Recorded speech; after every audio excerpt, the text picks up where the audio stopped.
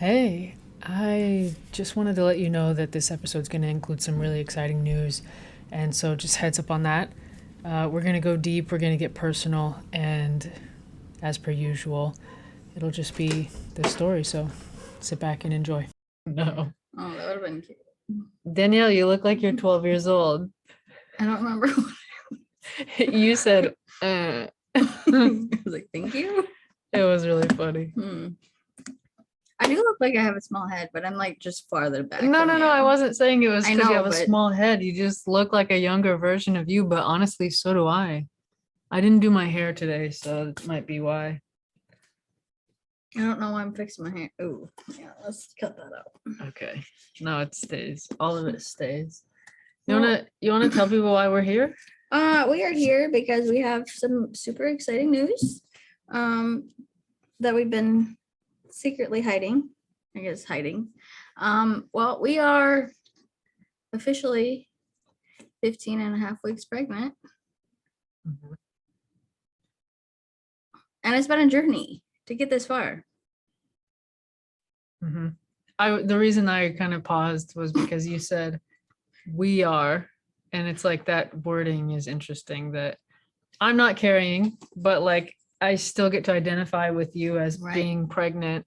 So like I think I think you'll like this story because you know that I do this when we go shopping or when I do, even if it's just me, I'll pull in the expecting mom's parking and I feel totally justified. I'm like, skirt, I'm an expecting mother. The baby's not in my body, but it's neither here nor there. Like coming soon, right? Dun, dun, dun, dun. So I'm like, this is my legit parking space.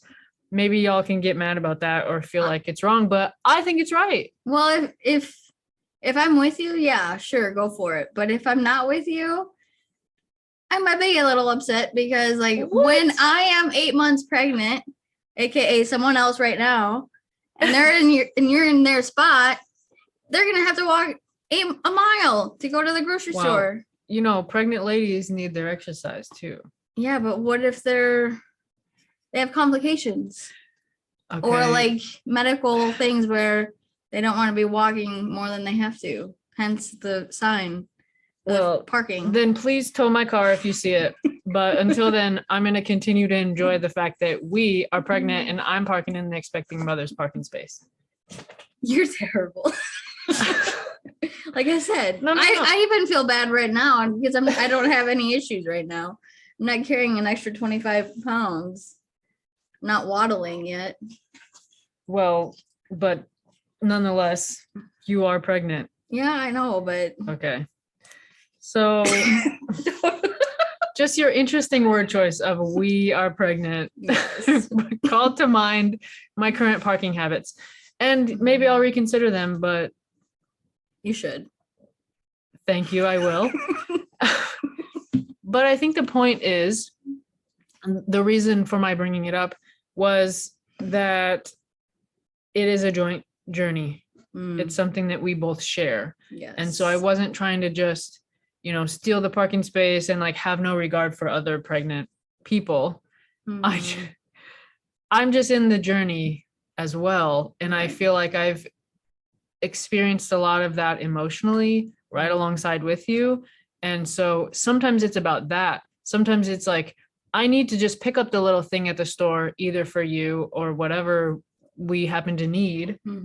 And sometimes it's just faster. It's less stressful when I get to be in that, little expecting mom, little sign. Like it has that cute little baby on there. I don't know, I'm like gravitated towards it. Maybe I can't even help it. But I think you get the gist, is that sometimes it's within the energy of being pregnant. And it's not like I have a huge belly or my hormones are necessarily jacked up at higher levels, but I'm certainly affected by you to that extent. And so that's my point, is that I'm dealing with it and it's a part of my reality. So I use that spot. And here's a major side note. Every single time I pull in, how many people do you think are trying to park in the baby mom's little spot? 0. 1. It's none. It's just me. Nobody's using the spot. Okay. And let's also bring this up. This is totally a tangent and not relevant, but how about those pickup spots, the stalls where there's freaking 14 stalls waiting for the people who have ordered their stuff online? Where are those people? Because I also park in those spots. I mean, I get that. I get that 100%. It's not an exclusive like, hey, we're pregnant, I'm going to park in this spot. It's kind of like, this is dumb and no one is using this space, so I'm going to use this space. Yeah. Did I get you a little bit more with that? A little bit, but okay, good. But good. But okay, I don't drive very often anymore. But sounds so weird to say, but because we're a one car family for those that don't know. But the pregnancy expecting one, whatever, is there usually one or two spots with that sign? Or is it just typically one? The store I'm referring to, it's just typically one. I believe there is another one on the other end of the store. Okay. But for sure, I'm inconveniencing anyone who's trying to enter on that end of the store. So they could, maybe to your point, go to the other end of the store, but maybe this particular mom doesn't want to do that. Right. So yes, there's another one available, but I believe on the one side, it's just the one spot. Okay. So I'm like off the hook? Maybe a little off the hook. Okay. But I want to make it a habit. It's a total habit. No, I'm actually committed to this. Anytime it's available, it's me. I'm pulling in. And I will even drive the wrong way to make the wide turn to get in there. But no one else is using it. So why do you need to? I don't know. I don't know. I have odd parking habits. And driving habits, but that's besides the point. Well, and maybe this is a good transition into this part of our journey when it comes to driving, because our clinic, when we first were seeking out pregnancy and growing our family, our clinic was 70 miles. I think maybe is it that low? Is it? Okay. I was thinking it was more like 8 Okay, it's an hour and a half drive. Yeah. However far that is. Yep. One way.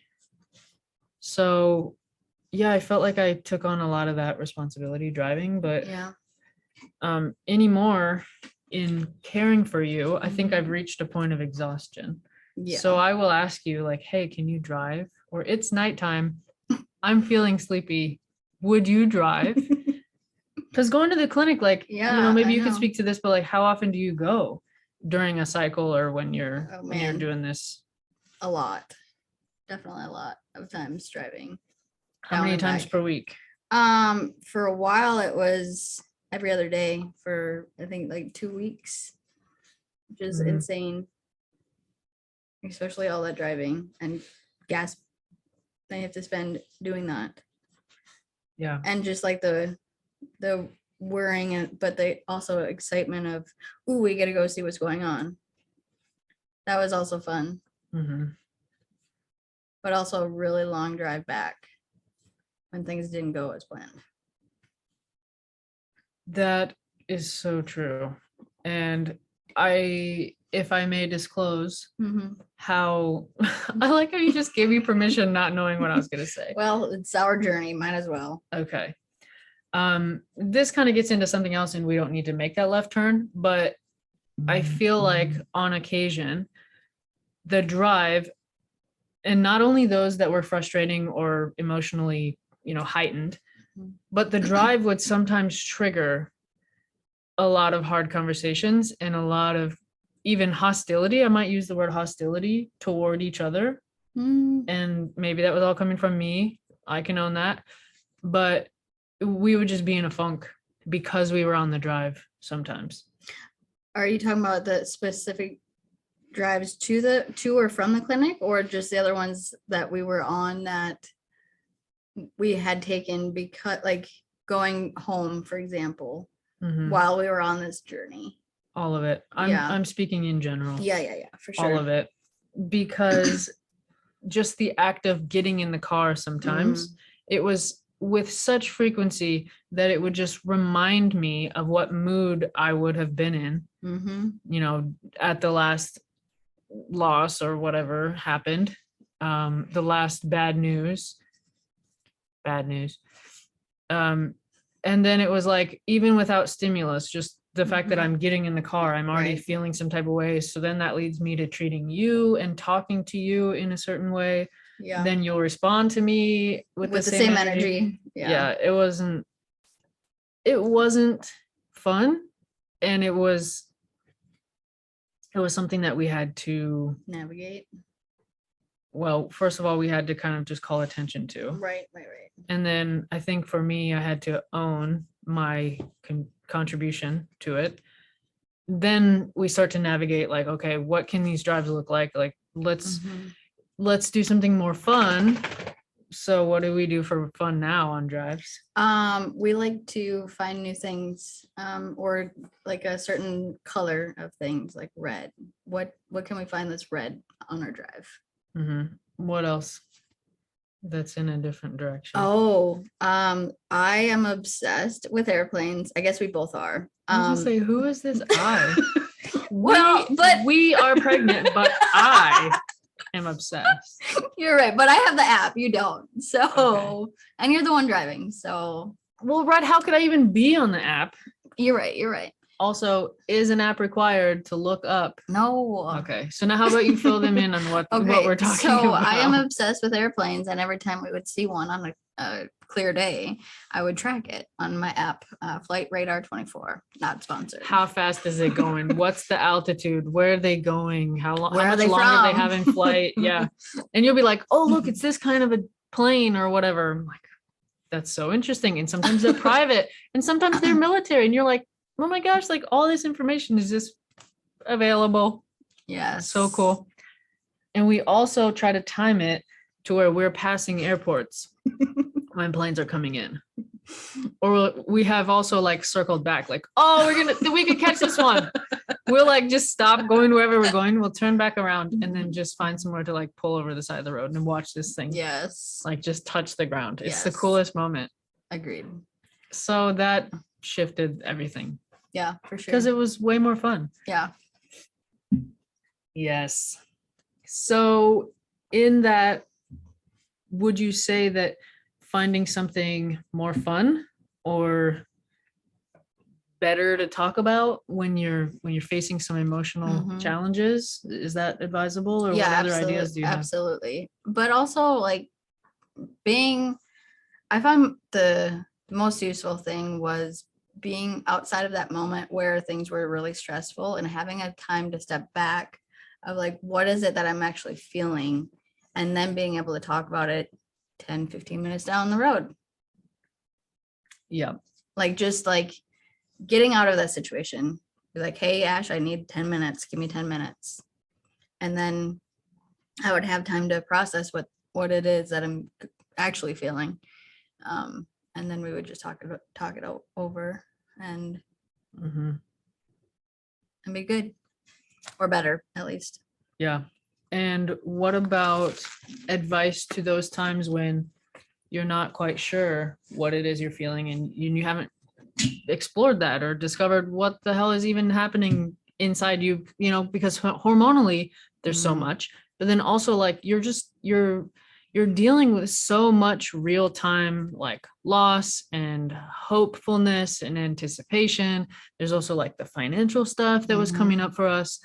And so it's so much, but what do you do specifically when you're like, I'm feeling so much, but I'm not sure which one of these stressors is causing this anxiety?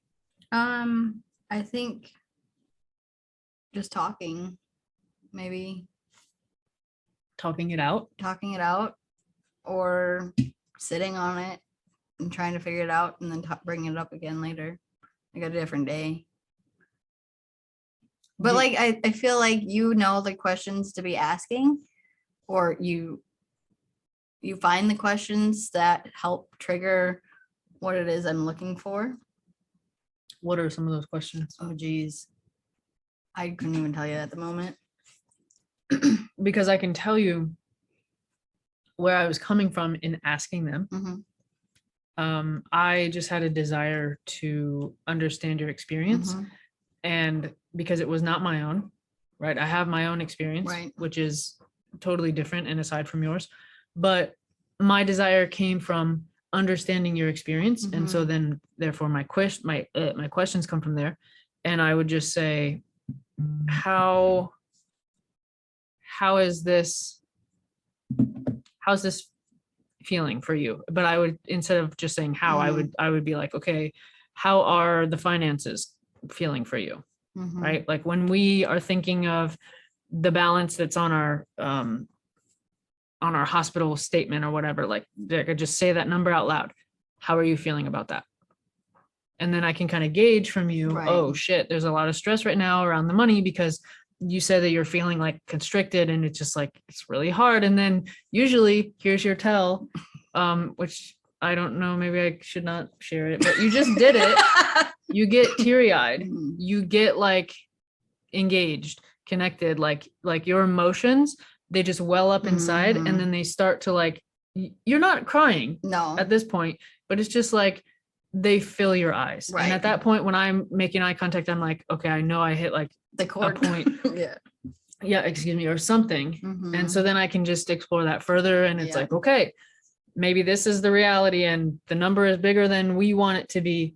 So let's choose how we're going to deal with that Right. for this cycle and for the next cycle, Mhm. right? Or Right. are we even in a position to move forward for the next cycle? And if we're not, what does that look like? So Mhm. then I think it was just getting all of that out on the table, Right. right? But initially it just came from a desire to know what you were carrying. Right. And I think too that sometimes it felt like I was prying. Yep. I felt like I had a really sharp tool and I was just like in there and I felt bad for it, but I knew that I was doing it lovingly. Mhm. And so it was like, this is not helping Danielle to allow her to hold all of this. So we can make these decisions more as a team. If I just get this out. I hated it in the moment. And you were so resistant. And it took me time also to respect those moments when you were like, Mhm. hey, I need the 10, I need the 15. Like you Right. got to stop prying for a moment. And then I was like, okay, figure out how to apply brakes because there was something for you to process. We didn't even talk about how Roma just showed up, the dog. So hi. Although truthfully, the dogs were pivotal in being able to cuddle and recover. Oh my gosh, they're godsend for sure. Mhm. Yeah, we have 4, No. and Roma's a major cuddler. Yes. We rely on her a lot. Yes, I am. She hears her name. Wagging her Yeah. tail. But I will say she jumps too much. Yeah, we're working on it though, Mhm. aren't we? She's so funny. She's so funny. So everyone needs a dog in order to, Or 4 or 5. okay, or 4 or 5 dogs in order to deal with IVF. Is that true? Or infertility. Or infertility. Because I mean, that's what it really comes down to. Right. I mean, not necessarily, because it didn't start out being infertility for us in the True. normal sense. True. Do you want to take our conversation in any certain direction? Is there something that feels important for you to bring up? I don't know, just getting to the journey itself, where we've been. Are you speaking like chronologically? Yeah. I mean, it makes Okay. the most sense unless you want to go backwards. But No, that's harder. right. Yeah, That's much don't- harder. that's Let's not weird. do that to ourselves. Yeah, I definitely need. I mean, every time I talk about it lately, it's just been in order, like chronologically from start to finish, because it makes the most sense. Also, it's amazing how you can even remember. Well, I mean, I've still got these like emotional blocks from certain cycles that I think I just was like, fuck, here we go again, here we go again, here we go again. And then it was like, what cycle is this? Honestly, I don't know. I don't even know. I just know that I'm going to show up for it. Right. Is it number 8? 49? Whatever. It doesn't matter. We're just gonna go again. So I'm gonna pass the baton. All right. You're really good at the chronological, and honestly, I spent so much energy being your support system and just cheering you on and figuring out how to raise my own level of where I was at energetically. I could go into more on that, but first, the chronological, where we've been, where it began. All right. How far back do we want to go? Do you want to go to 2019 to the first appointment? This is your moment. All right. Share as much or share as little as you are comfortable Well, with. I feel like we should go with 2019 because that is the weirdest thing in the entire world to me. Was our first or second appointment. I don't remember which. I think it was our first, actually. So November 2022, actually a week prior to, I think. No, it was November 22nd. Sorry, 2019. We had our first appointment, and that consisted of remind me what it is. It's just a consultation. No, it wasn't that one. It was the one right before that. The history and the pass fail that I thought we were gonna have the psychology or whatever. Oh shoot, I forgot about that appointment. I don't remember what kind of was it a psychiatrist appointment? You have to like It's so stupid. I don't even know what it is. I forget the wording. It's because we were using donor sperm. We had to get the pass fail. It's not really as a pass fail, but that's what I felt like before we were going into the appointment. I was like, am I a passing grade to become a parent is what I thought it was going to be. Right. Or am I going to fail and not answer the questions correctly or whatever it might have been.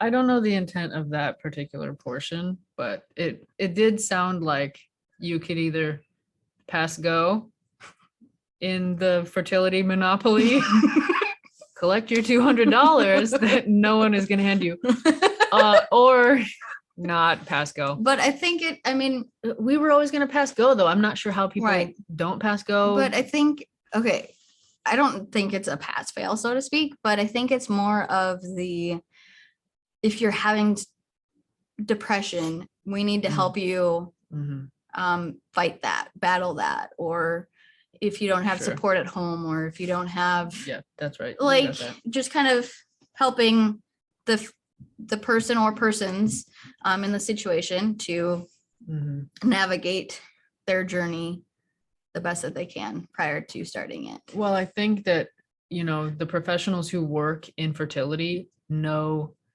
just how uphill of a climb and how many times you're going to have to pick yourself back up. And to your point, you're 100% correct. There are people who struggle, just with feeling okay on an average day. And then to go through a fertility journey, which has failure moments built into it more often than we want. So in light of you saying that, I do look back and I'm able to appreciate that we went through that kind of, it was just like a mental check. Like, okay, are you guys like mentally sound? Are you in a space where you're positioned to move forward? Yeah. And we also had questions about adopting our child, the need for the adoption, and like what resources we could use for that. Your memory is insane. Sorry. This was like 2.5 years ago. I know. Longer. It would be almost 3 now in November. But it was interesting. I don't remember that. Well, I guess I do. Like, it sounds familiar. I'm like, oh yeah. I just remember that it was a helpful situation that I didn't think I needed to be in.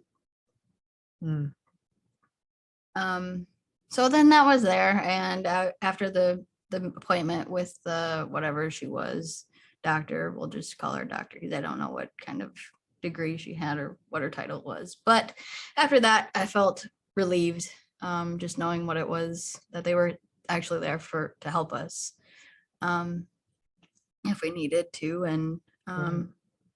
And then like a week later, I think we had an appointment, just a consult, like Ashley was talking about, to go over the cost and what would be done for what could be done for us. I think you had an ultrasound at that point to see where your ovaries were at. Yeah, and it really was like an overview, like a big picture. Hey, here's what the process looks like. Here's a little bit of what to expect. Because then every appointment after that was like a deep dive, right? Of like, okay, here's where we're at. This is exactly, these are the details of what you need to do, how you need to prepare yourself. But this particular consultation was just like high level, like here's how fertility works, and and here are our procedures and the things that we will do, the offerings that we have for you, and the things that we will not do, right? Like such as cause a twin pregnancy on purpose. So our clinic does not do that. Super interesting. That's just their policy. And I was like, that's just something that had never crossed my radar, because that's not something I think about. But I have twin brothers, but a twin pregnancy is inherently more dangerous than just a one baby, boom. Singleton. A singleton. Danielle's going to hit me with all the terms because I have learned so much.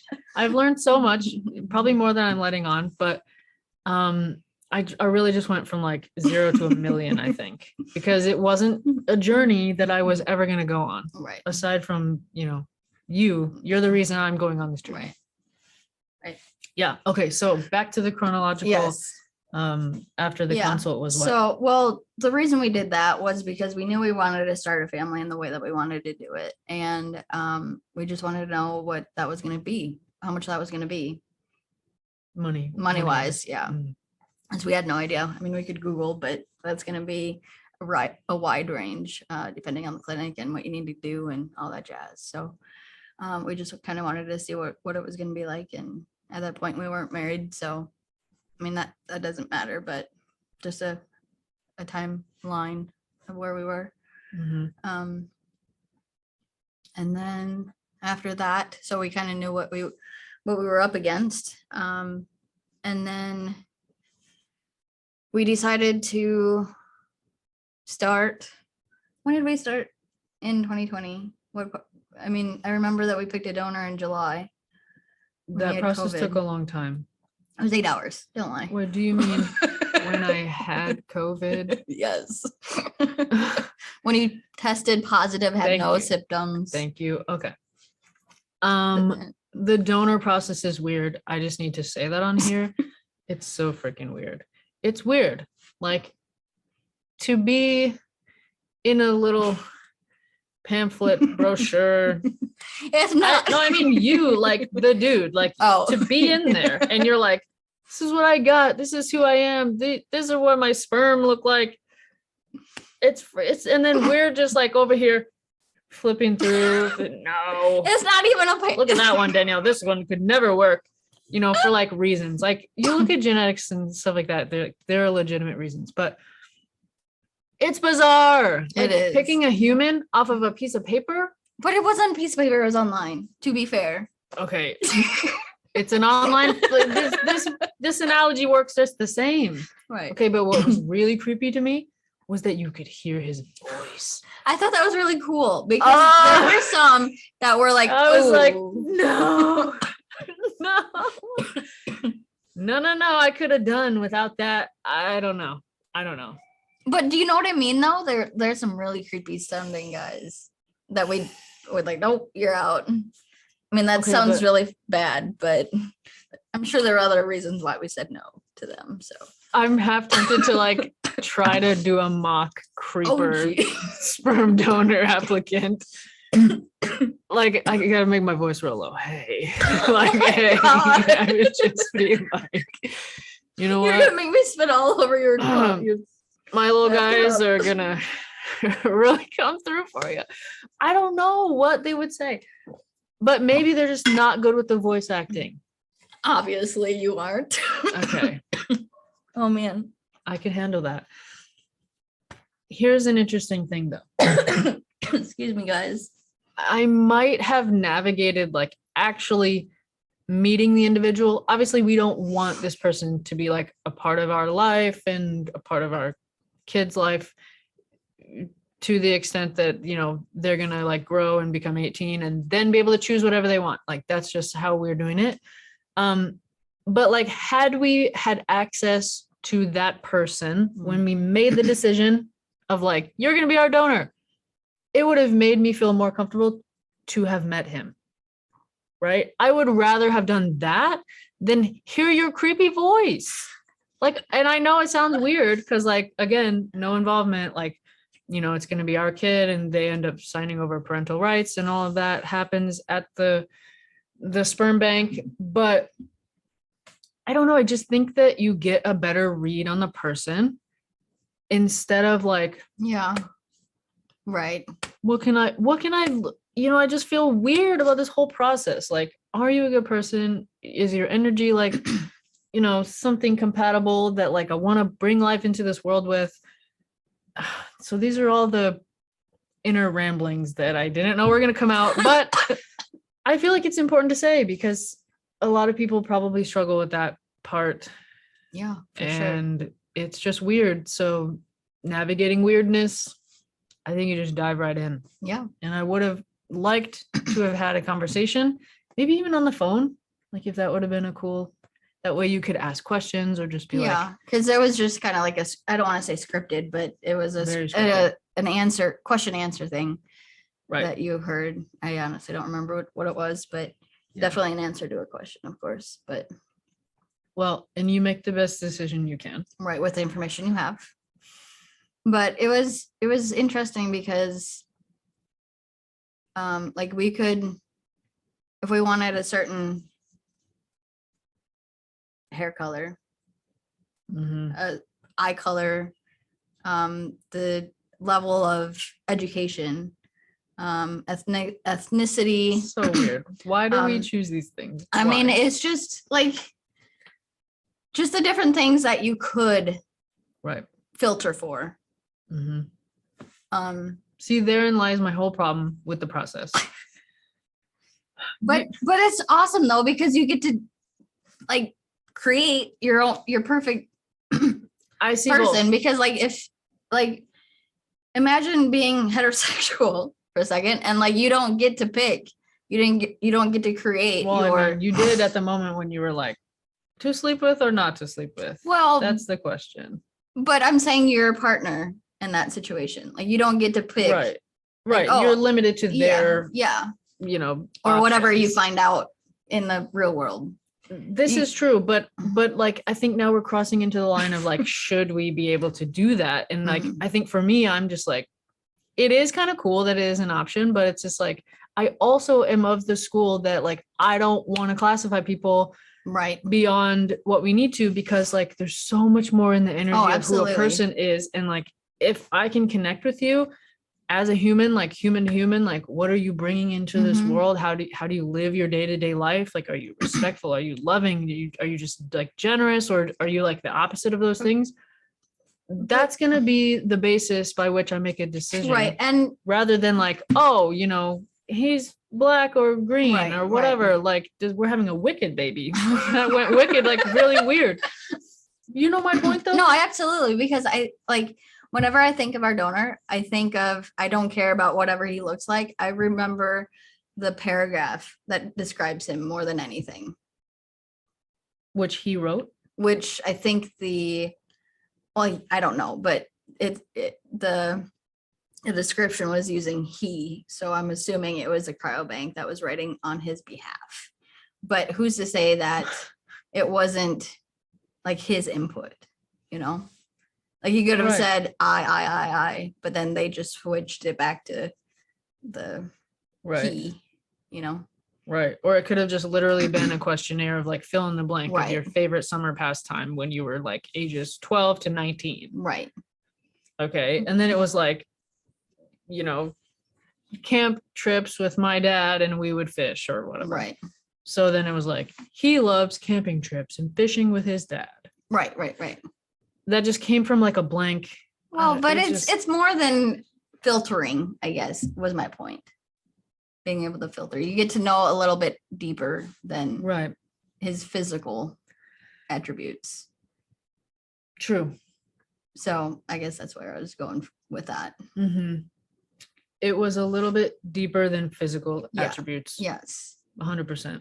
But I wanted someone that would look similar to both of us, which was important to me. Right. I think all of this just full circle back to like no human can be boiled down and reduced to qualities. Right. Right. And so the process, I mean, it was what it was, and the clinic did the best that they could to represent an individual. And then we just made the best decision. Right. And it's like, okay, let the cards fall where they're going to fall, and just, that one, here's donor number 1, 2, 3, 4. That's it. That's the one. Yep. And then at some point, you just live with that decision and you just say that was the right decision for us. Yep. And it doesn't matter whatever happens going forward. Right. So for a challenging process, it was as personalized as it probably could have been. Agreed. So that was interesting. So like I said before, it took us 8 hours during basically a work day. We did like a solid day, and I was just finally like, I gotta stop looking at sperm donors. Right. I need to go do something else today. Yeah, that was interesting. But we got, how many vials did we get of that one? 2? 2. The original? 2 sounds right. Mm-hmm. Yeah. Okay. So we had 2. Yeah, we were like newbies, and we didn't realize some of the implications of having multiple vials and not knowing like, okay, how many cycles are going to be successful, and then ultimately, are you going to want biologically connected children? Siblings is the other word for that. So like, but sometimes donors will stop donating, and then you can't get their sperm anymore, and you can't make siblings. But if that is important to you, then that's definitely a consideration that you should take into account from the beginning. And yeah, it's like a way harder hit on your pocketbook, like up front, right? But at least you set yourself up to be able to have that option if it's important to you. Right. Yep. So with that said, we did the first cycle with that donor. Yes. And not the next. Correct. Because then we readily became aware of everything I just said. And we were like, okay, that donor stopped donating. Yeah. Yep. Why is that word like not there? Anyway. And so we actually chose a second sperm donor. So we've been through the process twice. Yeah. What's up? But it was interesting because well, we'll loop it around again. So having learned, yes, get more than 2 vials. How many did we get of the second donor? 8. So it was a considerable jump in number of vials. How much is 1 vial? Where we got it was right around just over $1,000 a vial. Yeah. And 1 vial is good for 1 cycle, 1 try. So one IVF or 1 IUI or 1 intracervical insemination, which is turkey baster method at home, basically. The stereotypical lesbian way of getting pregnant. Or single parent. I didn't know that. I'm now actively real time learning what lesbian stereotypes are. I mean, I feel like that's what people think of. Okay. But people do it. I mean, sure. People. all people, But not just but lesbians. they actually have a cool little doohickey that's not a turkey baster, but it's the Mosey baby. It's like instead of a medical syringe that has a little little thing or whatever, it's more oval shaped, so you can push all the sperm out, so it doesn't get stuck between the tip and the end of the plunger. I bet and the that tip. invention right there, like, really boosted the success rate Yeah, for people. for sure. Just because, like, I learned things like sperm count. It'll blow your whole mind. But like, yeah, your sperm count is literally higher if you can make sure that the whole vial made its way. Yes. That goes without saying. Yeah. But yeah. you are a plethora of medical fertility information, and I know that you like read this stuff and you drink it in your morning coffee, and then I just hear about it all the time, and I learn in passing. Yeah. So we were to cycle number 2.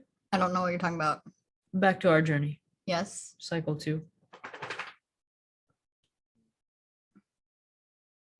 We didn't even make it through cycle 1 yet. Okay, go back. We to got cycle 1. we got donor sperm, and then on your next cycle, you started birth control.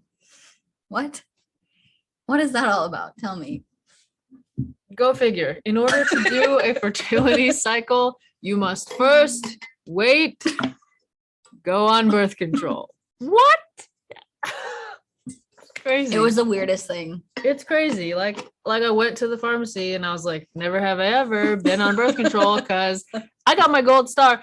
I've never been with a dude, like, with the exception of Bible camp at 14 or whatever, and we never even held hands. So technically still dating that dude because we never broke up, but that's another story. What I was saying is that I didn't need to be on birth control ever. So my periods were like easily regulated and I was fine. So I was like pulling into the pharmacy, like, give me my birth control. Like, for the first time ever, I'm at 30 million years old. I'm like 32. I don't know. I just felt like I maybe should have had some experience with that, but I didn't. So there was little blue pills. It's like, well, I have to take this. Okay. It's a little bit, what's the word for like backwards when you think it's going to be a certain way, but ironic. That or unexpected, I think is what I was going for. I like ironic better. Okay. The irony. Irony there. Yeah. Irony of trying to get pregnant. You have to stop. You were right. Yeah. So what's up with that? Why do you do that? I love how I asked you and then you're asking me. Well, it's because from my understanding, just told a story and I talk too much. Yeah, you do. Like your eye roll. It's basically to settle your ovaries and get all your follicles to be the same size, because you have more than one follicle at each month, but you only drop one follicle / egg at a time. So it's just to suppress your ovaries so that the doctors, when you're doing the stimulations, they have more control of what's going on. Yeah. Did I explain that right? Well? Yeah, that's the same as my understanding. Okay. Well, and I guess at this moment where we're taking a turn for the like highly specialized medical mumbo jumbo speak. Yes. I just want to like clearly articulate that we have been through this personally many, many times over the course of, let's just say 2 years, 2.5 years, whatever. But for wherever you are in your journey, you would really, really serve yourself well to ask someone who's certified, somebody who knows the actual clinical answer to all your questions. We're not representing like in any way what you should do. Don't just follow what we've done. Right. This is just like so that you can follow our journey and kind of share in that emotional experience with us. So yeah, if you need like a gyno or like a fertility doc or somebody, like we could give recommendations, but absolutely seek out those people. And they know exactly what they're talking about. They're going to look at your medical history, and so like none of that is on the table when we're just speaking to you now. So Right. I just please don't take anything that we say as like the truth. We learned so much about our bodies in this process too. And so we would not have done that or been able to glean that knowledge had we not had like extensive medical panels. I mean, we had like, I don't even know how many doctors throughout the whole time. It was just like, I can't count them all on both hands, like that much medical knowledge and people like putting their attention and their expertise on our case. And like, it's indescribable to have that level of focus on what we're experiencing. And so I wouldn't want to short anybody on that. Right. And yeah, it costs money, but I think that I speak for both of us when I say that like we were just overwhelmed with how incredible our team was. Yeah. Like in the best way. And Agreed. we would pay them more if we could, but they already took everything. Speaking of, two points to that. Our first IVF cycle. How do we pay for that? Remind me, please. Because I don't want to say it out loud. That is, I don't blame you for that. It still hurts. Okay. So early on, when I was dating Danielle, I learned that she's a badass. And part of that was just because she is. And then, second, she drove a Jeep, a Wrangler, unlimited. Yeah. Oof. Drop the top, all that, which by the way, you never removed your doors. And I only did that for you one time. I removed your doors one time, remember? And you were like, oh, that's so cool. I should have done this a long time ago. But no, I did It's okay. You don't remember. I'm on a tangent, so I need to loop back. Okay, yes, please. Please tangent. But loop. Lo and behold, I'm like, you're way more badass than I could have ever even imagined. Like you're beyond. Like I thought I was kind of cool. I'm not comparatively. Okay. So then I go to like open your garage and it legit was like this moment. What color was your Jeep? But my favorite, lime green. Oh, could we just take a moment of silence? Don't, because I might cry. Okay.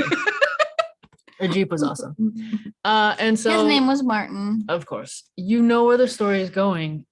We had to temporarily say adieu to Martin, the Jeep, and we'll welcome one back. Yeah. Into Not the family. Martin. Not a Martin. It wouldn't be right. The name was like already taken. Like what's the word? We sold your Jeep. We did. Ugh. On Facebook Marketplace. We almost sold your Jeep to a minor. He was 18 in like 3 months or something. But last minute, I was like, Danielle, we better check this kid's driver's license because he sent you that picture of like this huge wad of money. I was like, cash. People just show up with wads of money. Okay, like I'm not gonna say no to your wad of money. Right. But I do want to make sure that you're in a position to legally enter into this contract of like buying our vehicle. He was 18 by like 2 months. Right. It was ridiculous. It was very ridiculous. And he looked young. I was like, you don't even look old enough to be our sperm donor, but let me check your license. And we did. He was legit. That was a funny thing. Yeah, it was. So did I say everything about Martin that you wanted me to? Yes. And then I also realized that we said that you started birth control. But why did you start birth control if I'm the one carrying? Because in the world of fertility, and specifically in lesbian relationships, there's this really cool opportunity to do something called reciprocal IVF. And that just means Danielle carries an embryo that was made from my egg. So that was our first cycle. Yes, that was what we really, really wanted to do. And it was really important to us because we both got a say in Mhm. in the whole pregnancy thing, like Right. the whole bringing up of child, because epigenetics is a thing where the environment that the baby grows in, my genes or my body would tell the genes what to come on or turn off. Mhm. So I thought that was really cool that my body had a physical say in what our baby would have looked like. Yeah. And I think in the gay community, that's really, really powerful. Just knowing that you don't have to be a biological parent. And this comes into play when I talk about this current pregnancy, Mhm. just to like jump forward a little bit, because I think a lot of people just they get stuck around this idea of like, I'm not the biological whatever. And so then like, am I even a parent or like the same level parent? And it's just like, we don't even need to go there at all. Like, absolutely, you're the parent. If you want to show up in that identity, be the parent. Mhm. Like, we see adoptive parents all day, every day, showing up like fully loving, supporting, just being the best, most nourishing thing for their children. It's like, why is that any different if you're not the biological parent? It's just like, it's such an inward and selfish focus when you could choose to focus on the kid, Mhm. right? Like, does this actually affect their experience of you and how you are showing up being their parent? It doesn't. Right. You could still show up every day, love them, challenge them, support them, grow them in such powerful ways, not having anything genetically to do with them. We see it happen every day, right? And I have people who I label friends, mentors of mine, who have grown me in ways that my parents could never have because it was not their role in my life. Mhm. And so I really feel passionate about that and sharing that message, because we discredit ourselves and we discount ourselves when we say, oh, I'm not biologically involved or whatever. It's just like, that's just a medical thing. Mhm. It really is irrelevant. Like, to the extent that you are raising a child, you have a major contributing role in their life and you support them. As long as you do that, you are their parent, Mhm. period. 100%. I had to go there. I had to say that. You sound very passionate. I love it. Yeah, I am. But it's also because I used to be of the camp that I was like, oh, I need, what if I'm not? And I even struggled with the sperm donor thing. I was like, who the hell is this, guy gonna be like Mhm. in our whatever? And then I was just like, it's such a limited view. It's so small-minded. It's so selfish. It makes something about me that should not be about me Mhm. at all. Right. It's not about me. Right? Right. And there's a lot of people who they call their dad a sperm donor, even though like that's their real dad, because Mhm. you were a bad dad Or birth giver. or a birth giver. Yes, goes both ways. Yeah. So the biology does not make you a parent. Agreed. It's how you parent. 100%. Mm, Yep. I said that. You sure did. All right. And I feel it too.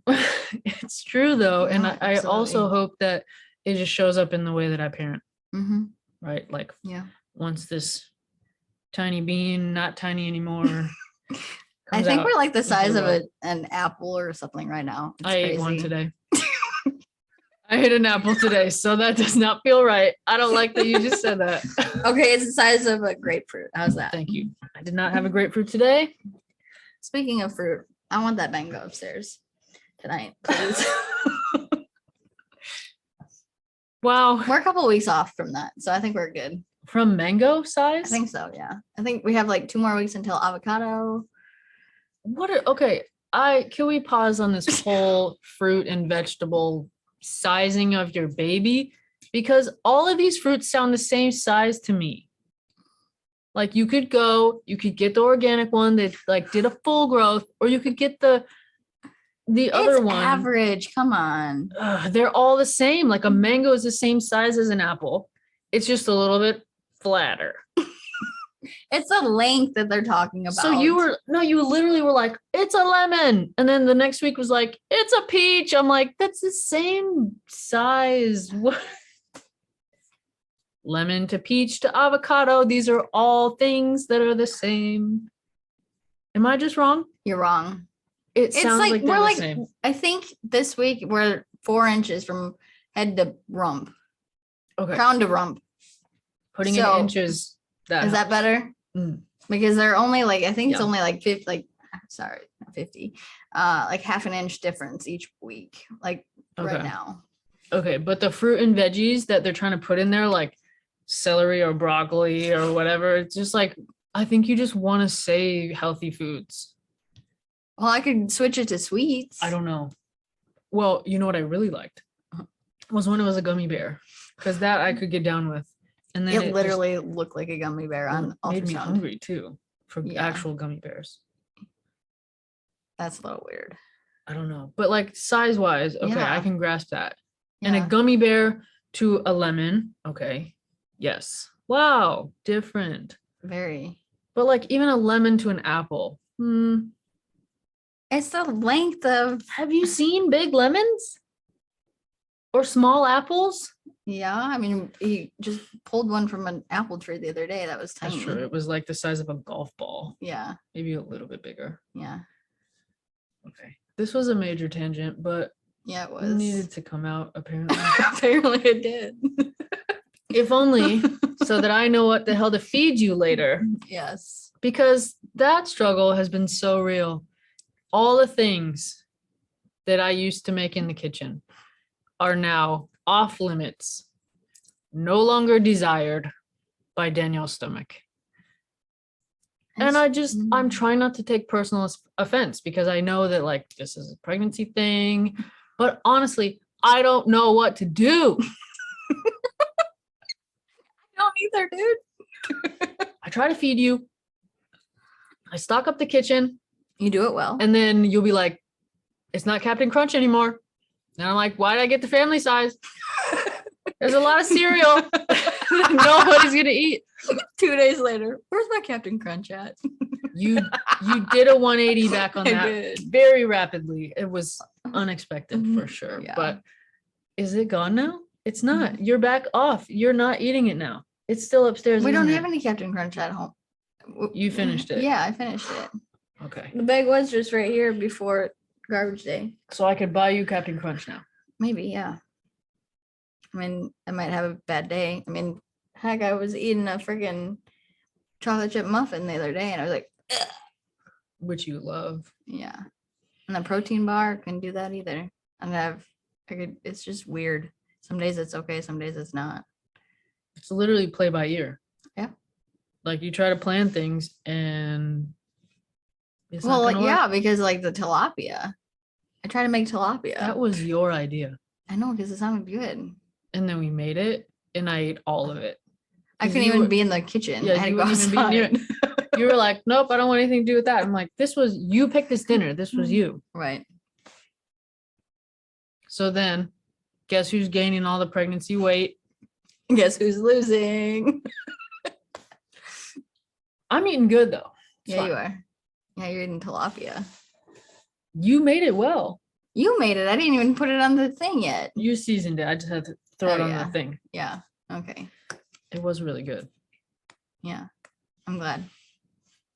I just would like some signs, some ideas, some advice, right? Yeah. Just keep the cravings coming. Like if the second you're feeling something, just be like, text me. Yeah, and I tried doing that, but I had to wait 2 weeks. Oh my gosh, not the Pop Rock. Can we get back to the journey first? Not the Pop Rock story. Okay, you can't just say the Pop Rock story and then people are like, what's the Pop Rock story? What? Oh my gosh. Isn't that carbon dioxide candy that explodes in your mouth? Yes, it is. Okay, I went to like 18 stores. They didn't have it. You were asking for Pop Rocks. I bought it on Amazon. 2 weeks later, you bought it on I Amazon. didn't know it wasn't going to be like stocked. By the time you got the Pop Rocks, I had one and I was done. And that's all I needed. But you bought 12 a pack of 12, I think. The variety pack. Because it Yeah. was like, oh, if I can't just go to the local store and buy them, I'm just gonna like do it all. Get them all. Like $15 Pop Rocks. That's a lot. And it is. Anyway, we're now prepared for every Pop Rock craving you're ever gonna have, Yes. probably for the rest of time. Absolutely. Except that I've been eating your Pop Rocks. Yeah, you had some last night, but it's okay. You even ate the good one too. Cherry. How did I know? You didn't even ask. Oh, You just opened it. It was like, oh, what flavor is that? Cherry. Oh. Cherry's favorite. Now I know. Okay, back to Amazon I go. All right. No, but seriously, back to the journey. Yeah. So you did what, 20 some odd days of birth control. And then we did 10 days of stimulation medicine, I think. 10 or 14. I don't remember which one this was. I'd have to look at the sheet. Yeah, it seemed like the stims lasted anywhere from like 9 to 12 to 14 days or something like Yeah, that. it just depended on the cycle and how the body was responding. Yeah, let's talk about how we had to do blood work like at regular intervals so that the Yeah. doctors could be like, okay, the uptake of this hormone that we're having you inject, like it's working, it's producing the desired result, or it's not, and so we're gonna like double it. You're gonna inject like twice as much as you have been. So it was like literally like it was like a guided missile. Yes. I kind of want to go grab the sheets real quick. Oh, well, grab the sheets, and while you do that, I'm gonna do a restroom break. So Okay. we'll pause and be Roman back wants to in say 1 hi. second. Hi, Ro. Okay. Out. And after a short break, we are back. Break. Break back. Whatever. So I went upstairs and grabbed our long antagonist. No, that's not the word. Long agonist protocol. Is that how you say that? Sure, it's a medical word, and I grabbed a jacket because it's fracking cold. Yes. So you'll notice my change of attire. Yes. Anyway, so For yes, those watching, we were talking about the first cycle. yes, the stimulation. And offline, you were just telling me how many injections it took for this cycle. Yes, and it took 25 single. Are those in the butt or injections. what? These ones are in the stomach, actually, like right around the belly button area. The sub-Q is what it's called. So it's just in the skin. And I gave those to you. But what about that last one? That one is the In the trigger. So this one is really interesting, actually. It's called the trigger shot because it triggers your ovaries to do like the last maturing of the eggs. And then within 36 hours, you do the egg retrieval. And then that just allows your body to fake release your eggs. But the supplier, wow, work brain, get out, the doctor to retrieve those. Dang. Yeah. When you think about maturing of eggs, I don't necessarily think about like, oh, they're in there, they're not mature, but like I suppose every month, like during the cycle, they would have to go through a maturation process. And it's just like it's so much farther beyond what I thought was happening in the human body, like to create life. So I thought that was really interesting. It was like, hold on, aren't the eggs already in there? They're good to go. They're mature or whatever. No, apparently they do that as a part of their cycle. Yeah. Every month. Yeah. And so I also see some notes on here that you had to do some estradiol level blood draws on top of the ultrasounds and the shots. So that was just basically it's a hormone that tells you how your body is reacting to the hormones and if you need to increase or decrease or whatever it might be. So that's another poke for you as well. Oh, true. To get that blood draw, because Yeah. I referred to that earlier when I mentioned that the doctors are just meticulously tracking every single thing, and we Mhm. have like a chart that we're looking at right now that for anybody looking, it's upside down so you can't read it, but it was literally every day of Mhm. retrieval. Like, here's what we're doing, here's Yep. this medication, and this one, and here's how much you're gonna do and at what time of the day. What kind? This one actually didn't have it, but the other ones had what kind of needle to use. Oh yeah. The needles usually were, I think, half an inch in diameter or in length, 27 gauge, half-inch needle. The injection pen, that one was a cool one. You like dial it, the Mhm. Polistim one, and then you dial it to your dosage, and then and then it would like click, click, Yeah. click, click, click. Very click. similar to like an EpiPen, but Yeah, you could use it multiple times, like, Yeah. and it would only administer like whatever you dialed it to. That one was really cool. I really like that one. It was fun. But it was a lot more steps though to get it to the right dial and like To load it, you yeah, mean? Yeah. True. because the other ones were just draw it up, inject, or Remove the make air some. bubbles. Yeah. Inject. Yeah. But so 25, 24 injections with one trigger shot. And the couple of them, 1, 2, 3, 4, 5, 6, 6 of those, they were burning or stinging. That one was a really weird feeling for me. Like under the skin. Yeah. To me, like how I described it was it felt like burning ants crawling all over me. That's pretty accurate. Yeah. It wasn't that fun.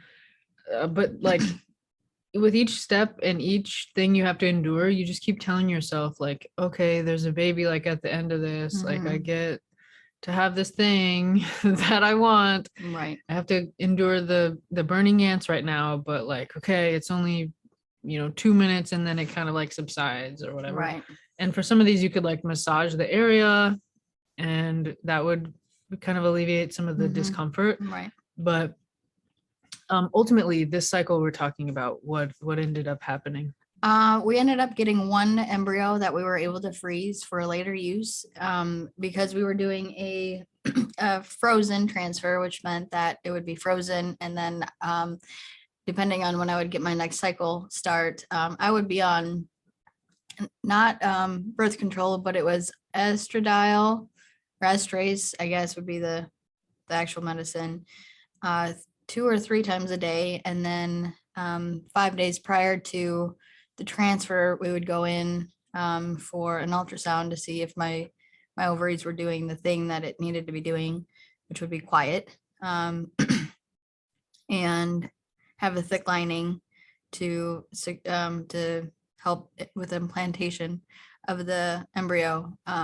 Once we got that okay, we did 5 or actually it would have been 6 because you got the 2 the first day, 6 injections For you. for me in the intramuscular. So that was on like the love handle-ish area, but a little bit further back towards the back. That was every night until 10, I think that was 10 weeks, right? 10 weeks gestation with a frozen embryo. So that we did get pregnant on that one. So I think your cycle, the retrieval would have been September 9th. And then we had to wait until November 2nd to transfer with me, which was really cool. Actually, a random fact on that was when we were going to our appointment, we got to see one of the airplanes that chartered in Trump's Well, like his entourage. yeah, basically that. So there was a C-17 out in Dubuque Airport, so that was really cool to get up and close and see that like in person, but that really wasn't in person until I really saw it in person. Everything with us like loops back to airplanes.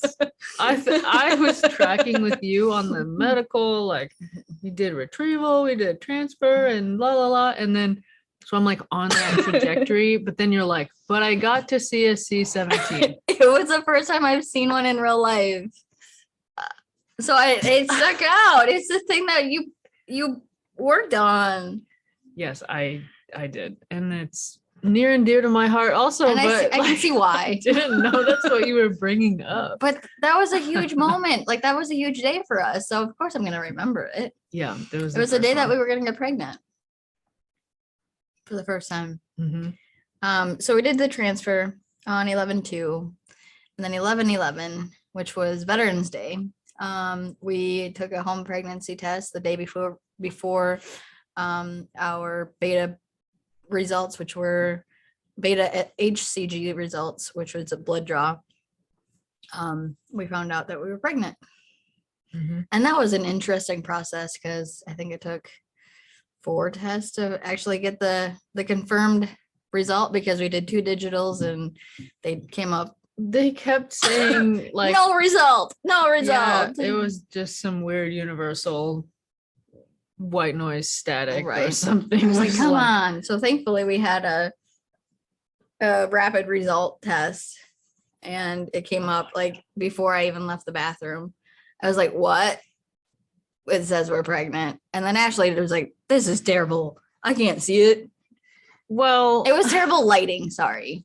It was 2 terrible thoughts. lighting, but I also was still caught up on how much money we spent on those no result tests, because you bought like the really awesome clear blue, you know, expensive ones, and like y'all know that you can pay a lot of money for this stuff at the store. Right. So here we're going through 1, 2, no result, no result, no result. I'm like, I just want to know, like, can one of these do their job? And I it was like, understand it's plastic, right. but like, come on. We've been through a million of these things. Is this a user error? Like, is there something I need to adjust? I was like, did I dip it in long enough? Oh my Too long? goodness. And then on top of that, like, you're already dealing with the anxiety of like, what's the result going to be? And then the test is just like, fuck you, I don't have a result. What do you mean? Right. I just waited this agonizing 2 minutes for you to be like, you know what? I couldn't quite tell. Right. I'm not sure. Could go either way. Could just go either way. Okay.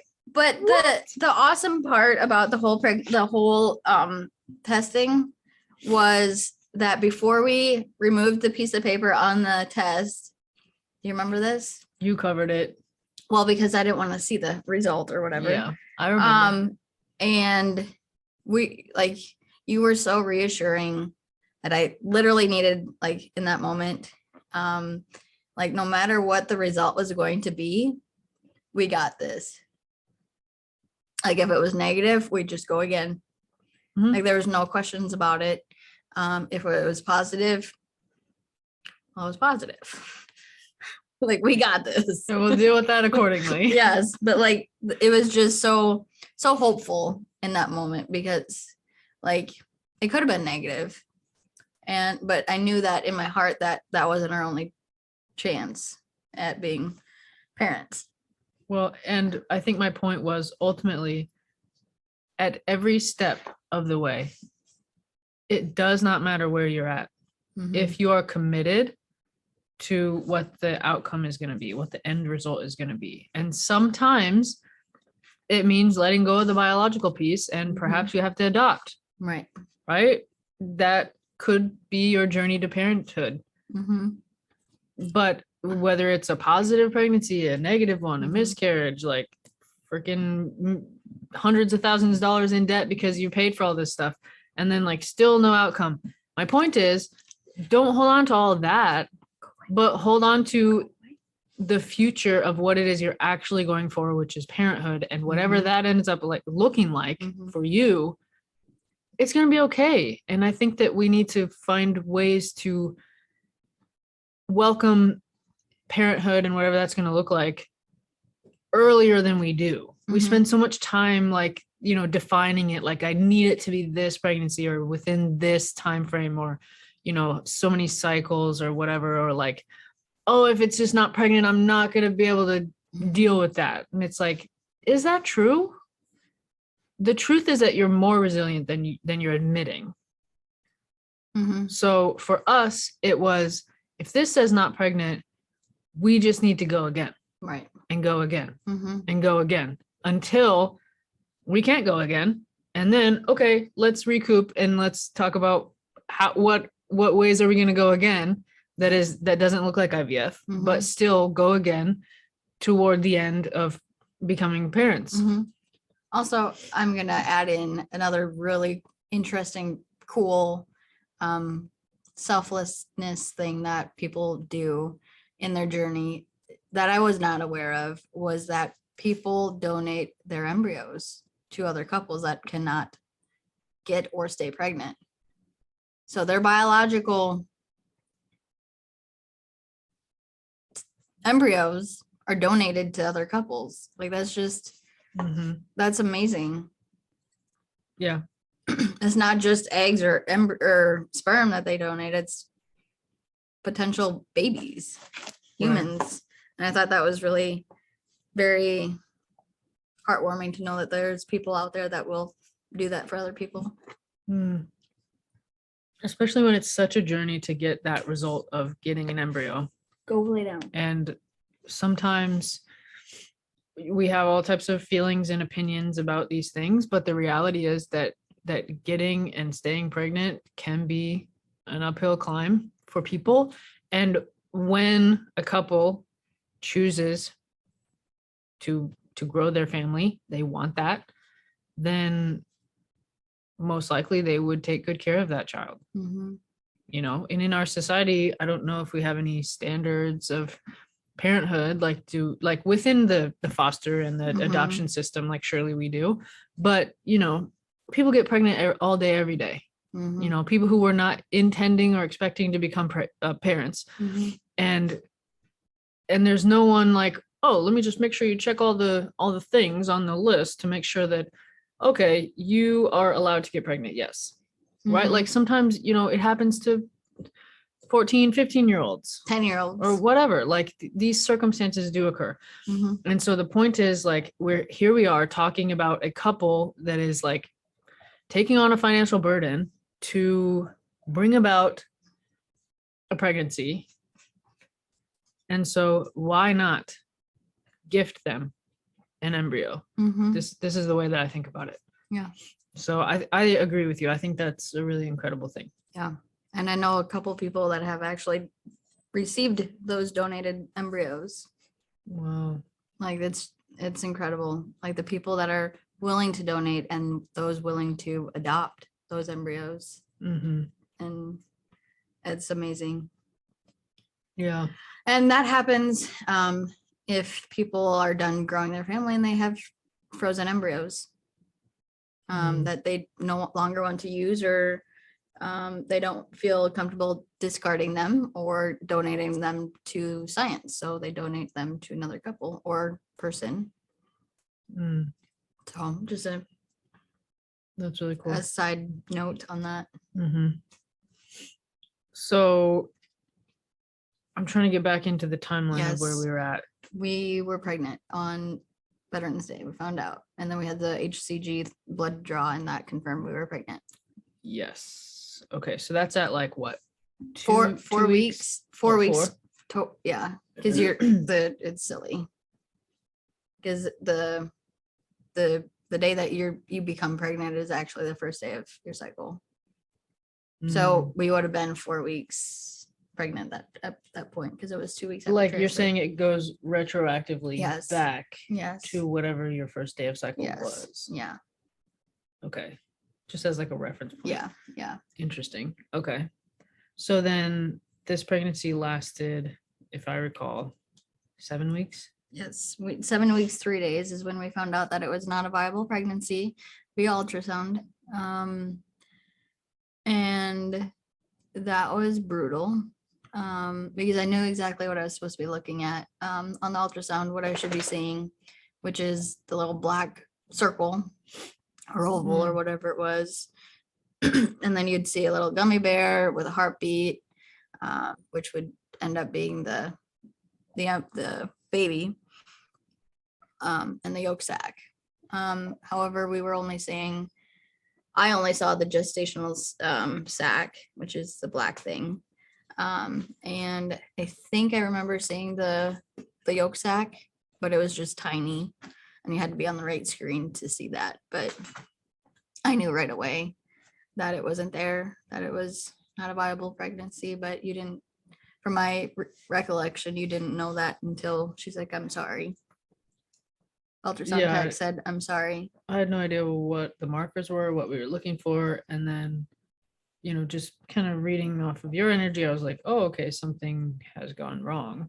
Mhm. And then they immediately set you up with the doctor, and you're like going into the room with them where they further explain to you, like, okay, this is what our tech saw. Here's what they didn't see. Here are the markers, the things that we Mhm. would have liked to see today at this stage.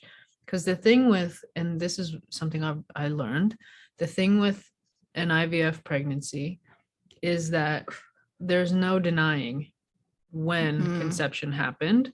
You know exactly developmentally Mhm. what should be happening Right. with your baby.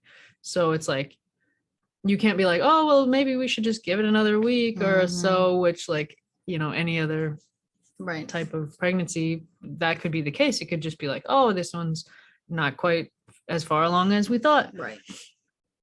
But fortunately or unfortunately, we had too much information. Right. And so it was like, we can confirm that based on the date, based on what we're seeing and not seeing, this pregnancy is not viable and it will result in a miscarriage. Mhm. So knowing that we were going to miscarry before we did, Mhm.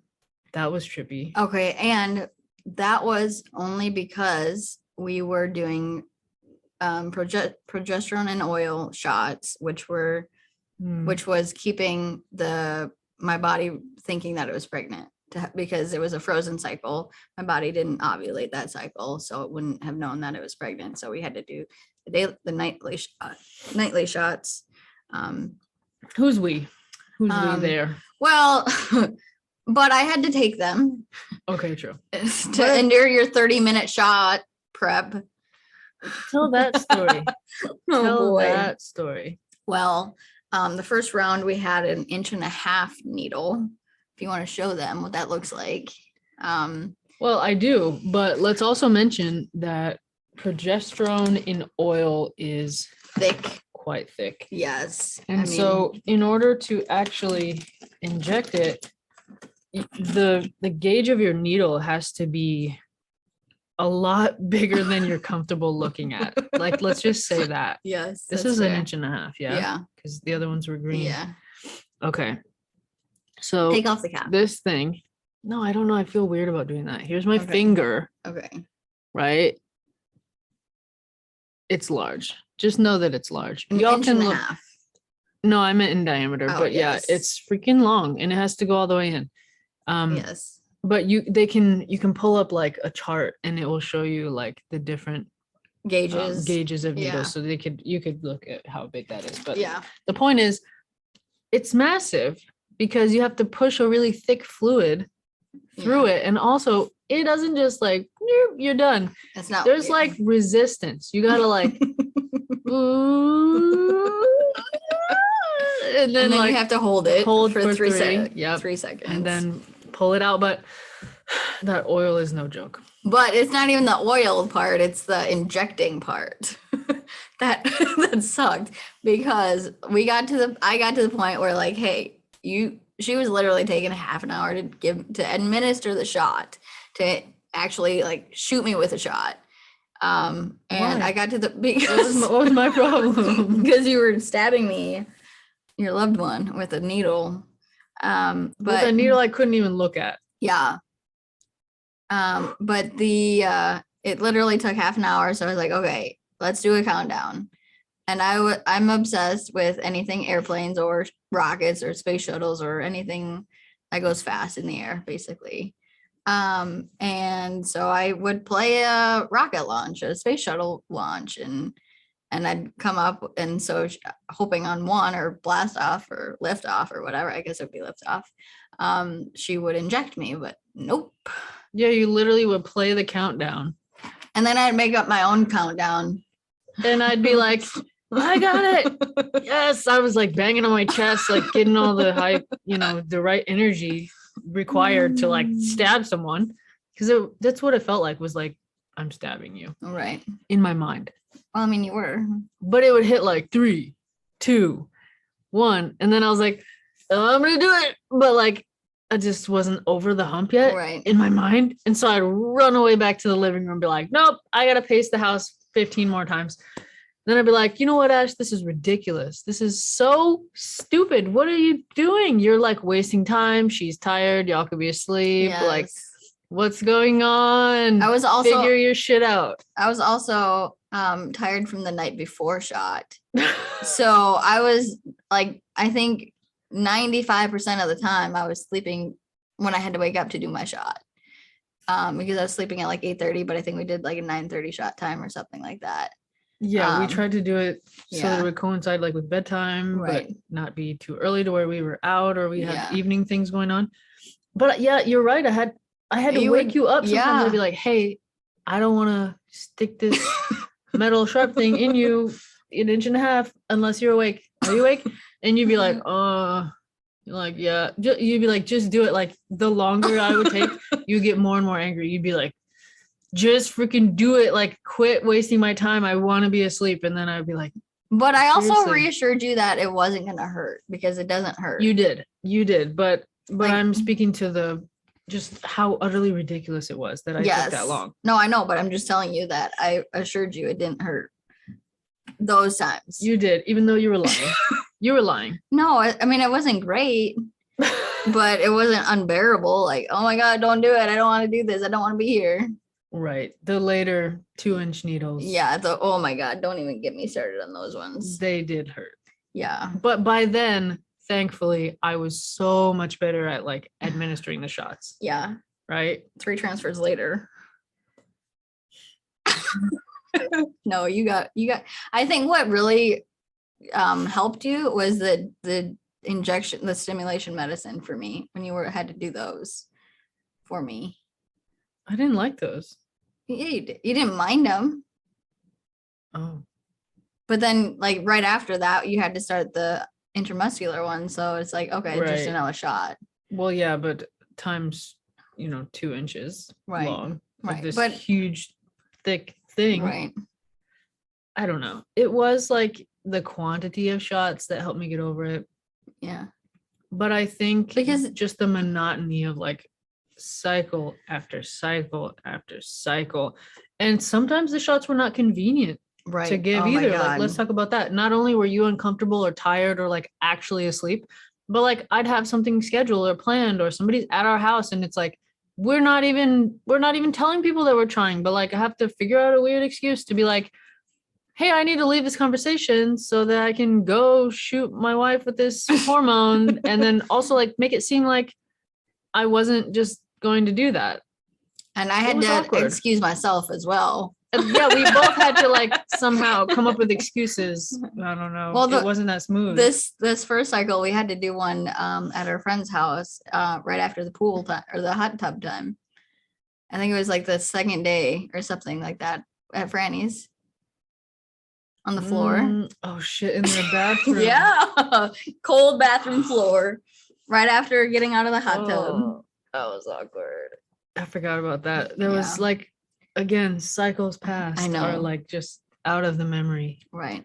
Holy smokes. Okay. So yeah, having to just deal with shot after shot after shot after cycle after cycle after shot after shot after shot. You just kind of, you're like, okay, It's like I no big guess deal I was anymore. born to do this. Right. And like you said, they don't put the details of what needle to use anymore because I don't know if it was just like people get used to it, but we did. Now we already know. It's like, oh, we got to do, the follow stem or whatever. Well, I know how to load that. Like, could probably do it in my sleep now. Oh, Right. Menopur. All right, let me mix that with the saline. What? Okay, by the way, that's a half incher. Like, you just know. Right. You've done it a million times. And then you're just following the doctor's directives. They're like, okay, you're going to do 2 vials or 1 vial or whatever it is. And then the main thing for me, after I got over the hump of like, oh God, I have to administer a shot and I'm not a nurse, was the timing, was like really being consistent with the timing. Cause we had a lot going on. Mhm. We like moved houses, we had to say bye to one of our dogs, and it just was like life was kind of still happening Mhm. while we're trying to manage this. Right. And that was hard for me. So we would like set alarms, but I don't know, it felt like we were always doing them late or early, or you do have like a window, but it's a Like an very hour time window. sensitive thing. Yes. So we would just carry a lot of stress around the timing of the shots. And then there was one time when I was traveling and I literally had to change my flight out so that I could do the shot, fly out, and then the next day we had someone helping us with the shot. But anyway, when I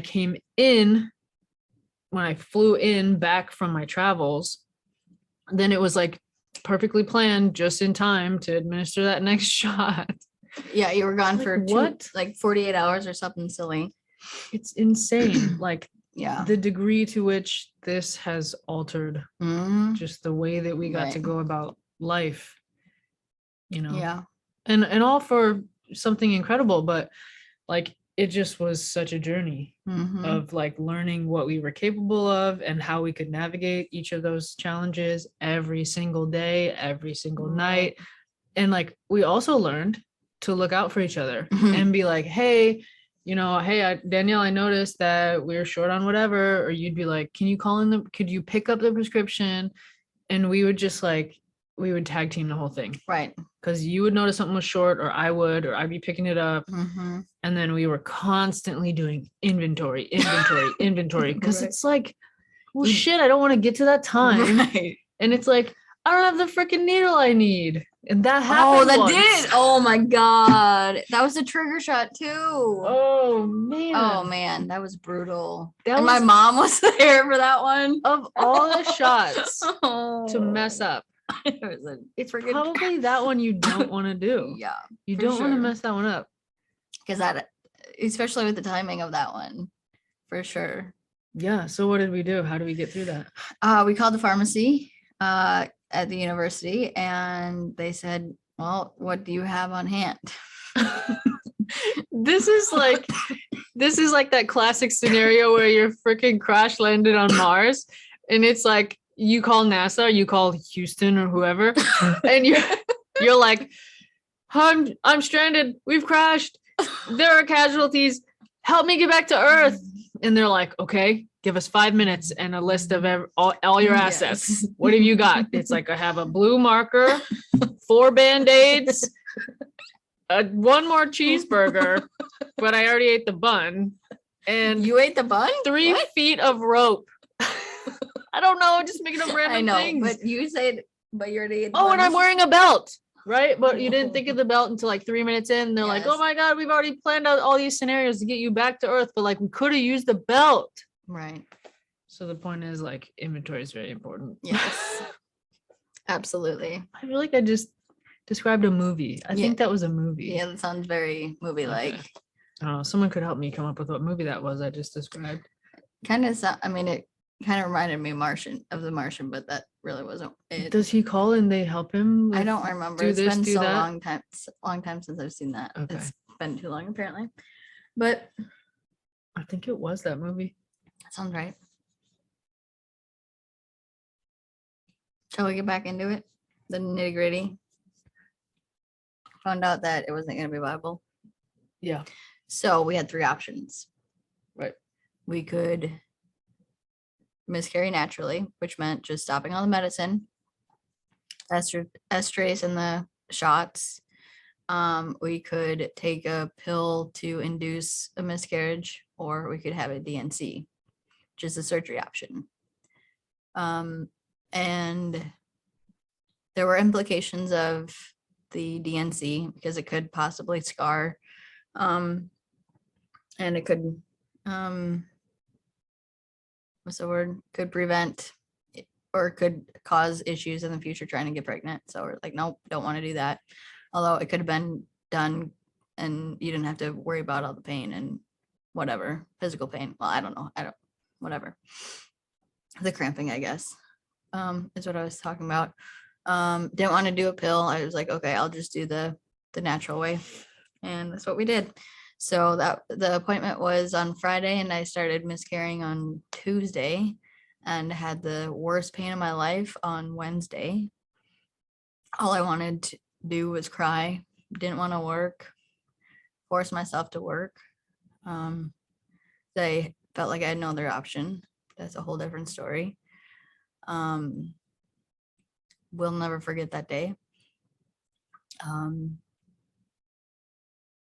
And that's all I'm going to say because it's too emotional for me to go through again. But I do have something that I can share that is already written about the journey of that one. Definitely very raw. And it was brutal. I will say that. Not even the physical part, but the emotional part. I don't even know what was worse. I mean, it's all bad. Because I had so many plans for that child. We had plans to tell my parents that, or family members, that we were pregnant on Christmas because it would have been 12 weeks, I think, a couple days prior to. And it was going to be a great time, great holiday experience. And then that got ripped out from us. And would have been a July baby, July 21st, 2021. It would have stolen my birthday. Maybe.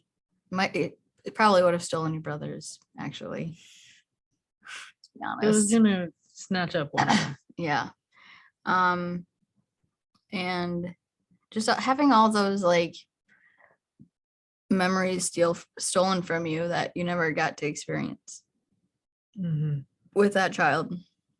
And having gotten yourself so hyped, so excited, Right. so committed to it, right? Because you have to fully go in committed and here for it and ready that this is going to be your kid, right? On the chance that it will be. Right. And then it's almost like the buildup sets you up for the letdown. So I guess just the more that we encountered losses, I would say that we learned how to hold on to hope, but remain open to what was gonna transpire. So be it a loss or an unexpected challenge, we would have to figure out how to hold out hope so that we could stay in our strength energy going in and staying focused on that, all the while knowing that it might not be this cycle. And how can we be okay with that? Right. Still fully hopeful, still fully charging through that cycle, but holding out for like whatever is going to be, it's going to be. And just making peace with that part of it. So I think that this one in particular for me was a challenge because it was our first experience at that. And we hadn't yet really honed the skill of holding both the hope and the openness to like, okay, it is whatever it is. You know, and I think a lot of friends and loved ones tell us now like things like it wasn't meant to be, you know, and that's really hard to hear. It is extremely hard to hear it to the point where I don't want to hear it at all because I didn't get to have my experiences with that child. That is a loss for me, for us. Right. Like, I don't care if you think it's not meant to be, but that child was mine, ours, and we could have had so many different memories with that child. And it just sucks. I don't want to hear that. It's not a phrase that anybody wants to hear. Oh yeah, that baby, nope, wasn't meant to be. That is literally a death that we are experiencing. Right. And I think that it is said with good intention, but it misses that grief part, the part where you spend time with the loss and you fully experience it for what it is. Mm-hmm. The more you skip over that part, the more you're not going to have processed all that emotion. Right. 100%. And that is a critical part of going through any type of fertility, is processing exactly where you are as you are there, right? Because let's say we jump 9 months ahead and we're like, well, we have a kid and it's born and it's here. That doesn't put you in the day, right? You need to experience and make decisions from within the day that you are in, the day you're currently experiencing. So for us, when it was that loss, that's where you are at, right? It's really too soon to be like, let me just pick myself up and, go again. Like, it's grieving the loss first. And that's what that phrase misses. Right. 100 and yes. 100%. Yeah. Okay. So then what did we do? What was our next, or was there something more you wanted to add there? My heart goes out to anybody that has had or will have a miscarriage. My heart is 100% with you. And I hope you have someone to talk to with it that knows what it is you're going through, because it's not fun to go alone. So if I know you, feel free to reach out, because I'm here. So then how long would you say it took to be able or to be ready to even think about the next cycle or what was next? Oh man. For you, obviously you're speaking to your own experience. Right. It's different for everybody. I honestly don't remember when I was ready. But we started to try again. I feel like I wanted it right away to an extent, because I wanted just to be pregnant again, to have that hope that it was right around the corner. But we were able to do another retrieval on Ashley in April of 2021. So I think it was April, I don't know, early April, that we were able to do another retrieval and hopefully get some embryos. And then? And we didn't get any frozen embryos. We didn't get any embryos that were graded high enough to be frozen. So basically we paid for a cycle that resulted in nothing. Yeah. How did that make you feel? And where are you at now with it? I felt like I had let the team down, and I didn't understand my body. I was like, this was totally unexpected. Like, you were supposed to perform. I'm like talking to my ovaries now. I was like, you're supposed to perform or do the thing, but it was just like utter disappointment that, like, of course, you get up to bat and you just swing your little heart out and you hope to like grab a little something of the ball, but like, maybe not hit it out of the park, but like uneven hit. Yeah. So I just was like, it felt like an anti-climax. Because it was like, well, what the heck was all that for? Right. All that, on top of the, like, I don't even know how to feel about my body, or, does that mean that my body's like worthless or, broken or something's going on with it? And I've navigated all of those feelings too since then. But initially that's where I was. And I was devastated. I was like, this was not supposed to be like it was supposed to be one, like at least I got one before. Right. So it's just hard when your plans, when your expectations for something completely don't pan out. And you're just blindsided. Yeah. So And with every cycle, we were like learning something new. Here, Mhm. navigate this, figure that out. Here's this challenge, that challenge. It right, was like the challenge deck of cards. right. Freaking just like dealt out. Okay, Mhm. I don't want all these cards, but like I'm getting Right. them. And that cycle, we actually used a new donor. Was it that one? That was the one Okay. because we only had the one vial and we Right, wanted because we got siblings. smart. Yeah. So that cycle Yeah. we used a new donor, which is actually really funny because that was the original donor that we wanted, but we had to go through an extra hoop Mhm. to make sure that we were able to use him Right. because he was a carrier he was a carrier for two different diseases, and we had to make sure that neither one of us had it. In the event that we would get a embryo from Ashley and an embryo from me. Mhm. So we had to make sure that neither one of us were a carrier for that. So we mitigated that risk of having a potential baby with that disease. Right. Which is a major benefit of this type of fertility, Right, is that you can and you could just know. right. Well, yeah, you'd have to go through genetic testing. If both people had the carrier gene of it, then you could test the embryo for it.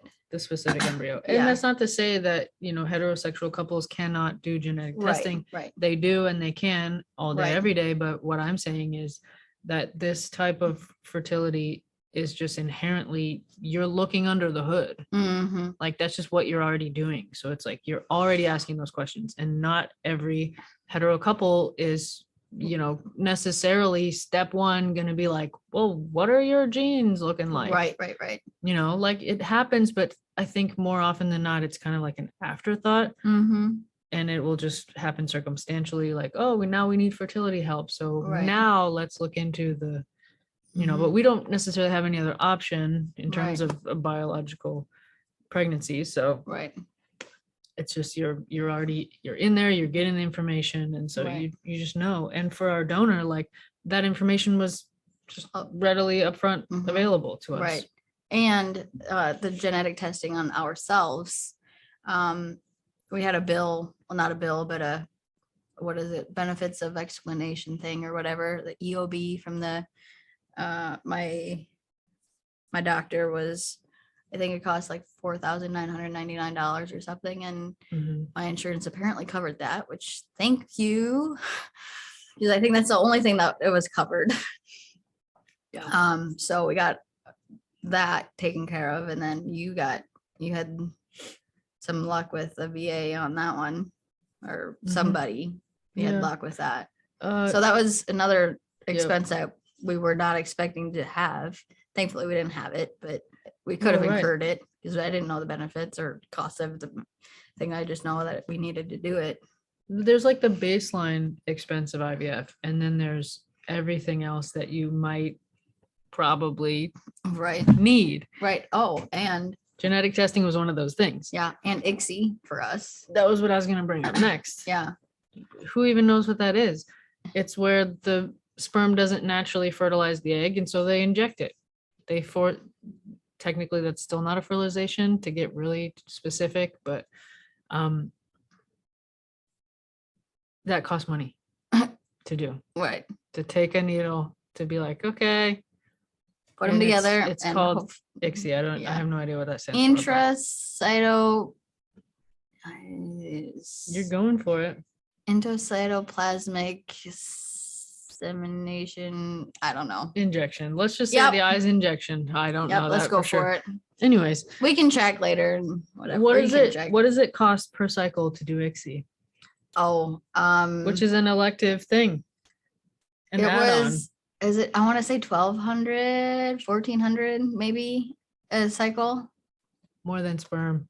Yeah, which makes sense because that you're literally on top of. We had. Did we have? I don't remember, but we can say, did we have to wash it or did we get the vial that was already washed? I don't even know right now. I don't know. But there's a whole lot of expenses that Any that, sperm like, that does not shower actually I think is cause for conversation. Love At the you. very least. You know, like when I go days without showering, I'm like, That's should questionable. probably reconsider. But you know, Mhm. Oh, God. they wash the sperm. What is that? Well, they wash it from the I the know. other. Is it semen? Yeah. Semen from the sperm. Yeah, that sounds right. Mhm. So they get all the. These are all the terms nasty- that I never wanted to be on my podcast. By the way. There's a list, a running list of like, you know, definitely all the S ones are on Right. there. How many times have we said sperm? A lot. No, sperm I'm okay with. Sperm is like egg, Yeah. sperm, who cares? Anyways. This is it just goes to the point that We know way too much. we know now. way too much. Yeah. More than I ever thought we'd ever know. Want to know. But anyway, so ICSI, they literally pick one sperm, the best look. Well, I don't know. They pick a sperm and then inject it into the egg, hoping that it fertilizes normally. Normally. Yeah, naturally and normally are Right. different. Yes. Which is, I mean, but We could be like mini scientists right. with our But tiny little IVF knowledge. Also, depending, I think we have to do ICSI depending on the motility of the sperm, and because our donor was frozen sperm, it typically slows it down, and it's almost always a ICSI situation. But I if slow you're down when doing- I'm frozen too. right. But in heterosexual couples or couples that don't need a frozen sample, you could do it fresh. Like if you know the donor, Right. then you can typically might, depending on their motility and everything, you could just do it naturally, where you just put all the sperm in with eggs and see what fertilizes normally, naturally. Without assistance. Yes, without assistance, which is really cool. So But either way is cool. we it seemed like we did ICSI, that lovely $1,400 add-on, most every time. Yeah. And so now Well, we're 1, 2, up 3. to Yeah. what cycle are we up to? So okay. So after you got 0. I have to lean on you. I do not Yes. know. So after So much. So after the 0 embryos from Ashley, we decided to go a cheaper route than IVF. The financial toll was like insane. Like Yeah. up to that point was what? Probably 30, Probably, yeah. 40, It's probably closer to 30. 30 something. Yeah. We're down a Jeep at this point. And part of a house equity. Because of that, we cry ourselves asleep. I know I do. No, not anymore. More I think about it, it makes me sad. But I also know that I'm pregnant, and we wouldn't have gotten there without selling the Jeep. But so we decided to go the cheaper route and turn to my uterus and my eggs. And we did the IUI option 3 times. Our normal plan, our original plan was doing 5 IUIs, so 5 months of trying, because chances are you should have gotten pregnant by then. And then so we started that in June of 2021, June 13th to be exact, day before my dad's birthday. So you went with me on that one. And I went with on 2 out of the 3. Yeah. And we met our lovely nurse person. We loved her because it was on a Sunday. And another thing that I don't remember why I know that, like whatever random detail. And that one was not a successful attempt. So just not pregnant. Yeah, no pregnancy. Okay. Nope. And that was literally the 2 longest weeks of my life after the injection. Horrible. I was also taking, was I taking medicine? It was just 5 days of letrozole, wasn't it? Prior to Yeah, the prior to and then insemination? afterwards. Okay. So yeah, it was 5 days of letrozole, which is to Mhm. help me ovulate within a decent amount of time because I did not have a great cycle, normal cycle. I could have like a super long cycle, like, I don't know, 45, 50-day cycle, really long. But this made it like a 28, 30-day cycle. And then, so the next one, it was July 13th, I believe. And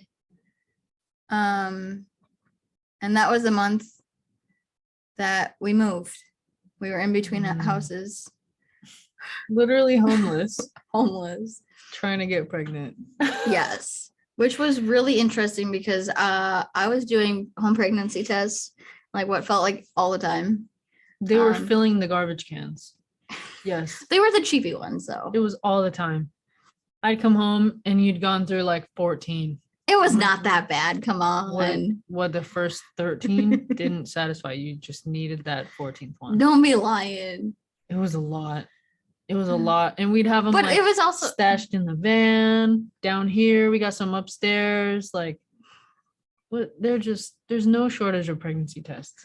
And then, mind you, we're still hiding this from people. So I'm like, there's pregnancy tests all over. How are we going to keep this a secret? Oh, People are seeing the clear blue. Like, they were not the clear blue. all They the were the cheapy stuff. ones. But the worst but they thing, came 2 in the pack. we Whatever, didn't it have doesn't those. matter. We were doing the little cheapy ones that Oh, from the first response or something. the first at home. Yeah. See, oh, look at you. But they do have a first response though. But we didn't get those. Yeah. But the thing that was absolutely terrible was trying to hide the medicine that is in the refrigerator that needs to be kept in the refrigerator when we are moving. Oh shoot, yeah. We were just talking about this the other day. Because we stayed with your parents. Yes. So we're using their fridge and it's like, well, I don't know what drawer they're gonna go in or not go in. And it just like, let me just tuck this behind the cheese and hope that nobody's wanting cheese, but everyone eats cheese. Right. I don't know. We put like a bag inside of a bag or something. Yeah. Well, it had to be in the bag because it was light sensitive. Well, yeah, but I mean in terms of like no, I don't disguising it. We might have put it in like a Hy-Vee bag or something. I don't remember though. It was scary. Yeah. It was like at any meal, your mom could be like, you know what we're having for dinner? Danielle's pregnant. That doesn't even follow, but like, how do you know? I found your meds, and then she holds them up. Right. There was like this nightmare. But I just told you guys. But it was interesting though, because we weren't even using those medicines at that point. But they had such a That's long true. shelf life that we were able yeah. to use it for my next cycle eventually. It's true. But so the first Insane. cycle didn't take. Then the second one we moved in between houses, and that one was the weirdest cycle I've ever had. So we moved in on the 26th in our house, that one that we're in now. And I was expecting my period on Wednesday, the 28th. And I was also taking my temperature in the morning, my basal body temperature, which is You were supposed to, obsessed I with was your very temp. obsessed. You were totally into that. It tells you like based for on this your cycle, Yes. specifically for this Yes. cycle. But based on my temperature, it would tell me, oh, you could be pregnant or you're ovulating or whatever it might have been at that point. But my temperature was still rising. I was like, what? This is so weird. So I decided to take a pregnancy test the day that I was supposed to get my cycle, and it was really, really light, but it was there. And then like an hour later, I started my cycle and I was like, what? So I go in and get my blood work, and sure enough, I think that at that point it was like a 6. That was the 6, yeah. Yeah. So anything after a 5, higher than a 5 is technically pregnant. But they want to see it over 50 at this point, I think. So it's still really low. Really low. But technically Technically pregnant. pregnant. Yep. So the next couple of days I was bleeding still, but the pregnancy test got darker a little bit. And 48 hours after the first blood draw, it went up to a 32. They wanted to see it double every 48 hours. So we were good, but it was still really low compared to what it should have been. Mhm. At that point, it should have been around 100. And then, so we went back, more blood work 48 hours after that. Maybe it was that Monday, because I think it was Wednesday, Friday, Monday, because of the holiday or the weekend. And it went down to 28, which meant another miscarriage. People call it a chemical pregnancy, which is where you're pregnant, but you don't get to see the baby on the ultrasound. So you're chemically pregnant, but whatever. But it's still a miscarriage in any sorts of medical terms. So that was our second loss. And when we found out that we were pregnant at that point, we had originally set up my work desk upstairs in what would have been the kids' room. But we found out that we were pregnant, so we moved everything downstairs right away. So I've been working down here the entire time because of that one pregnancy, which I thought was interesting. So then that was then, so that would have been a year ago today, I think, when we found out that it was not going to happen on that round. And another thing that was really hard was that we had people coming over to help us move in and everything, and they were asking about our playset. Oh, are you gonna keep that, or are you gonna get rid of it? And The timing was not great. and it's like, well, we're trying to have a family, and I can get pregnant. I just can't stay pregnant. So that was really hard. So be mindful of what you say to people. Just know that people have life outside of what they tell you about. Ooh, hold on. Could you say that again, please? I don't know. People have a life outside of what they tell you about, I think is something what I said. That is exactly what you said. And it needs to be heard more than twice. Okay, you can say it again for me. No, I didn't want you to continue on the story without really highlighting that, because we are so unaware of the experience of others, and we make assumptions not even knowing we're making assumptions. And I think it's coming from a good place, like people asking about a place that, oh, y'all gonna keep that, use that, whatever. Like it's nothing necessarily like inherently Bad. malintentioned. Right. Yeah, but like just from a different vantage point, like it might not be that tactful. Right. And so just, I think your point is keep that in mind. Yeah. And just and tread lightly, perhaps. Yeah. And like it's interesting because not only were we going through what we were going through at that moment, but just the fact that like even though we don't have kids right now, that doesn't mean that we don't have people coming over and playing on them on the playset. Right. And it also doesn't mean that we're not going to have them in the future. Right. So I mean, it's leaning a little bit to the right.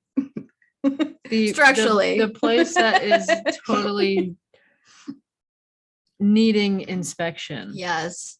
Let's say that. Yeah. So I mean, if you were looking at it from that point, but we have both been up there. Yeah. Yeah. Multiple times. Still stands. Yes. Okay. So that's important to say. Yes.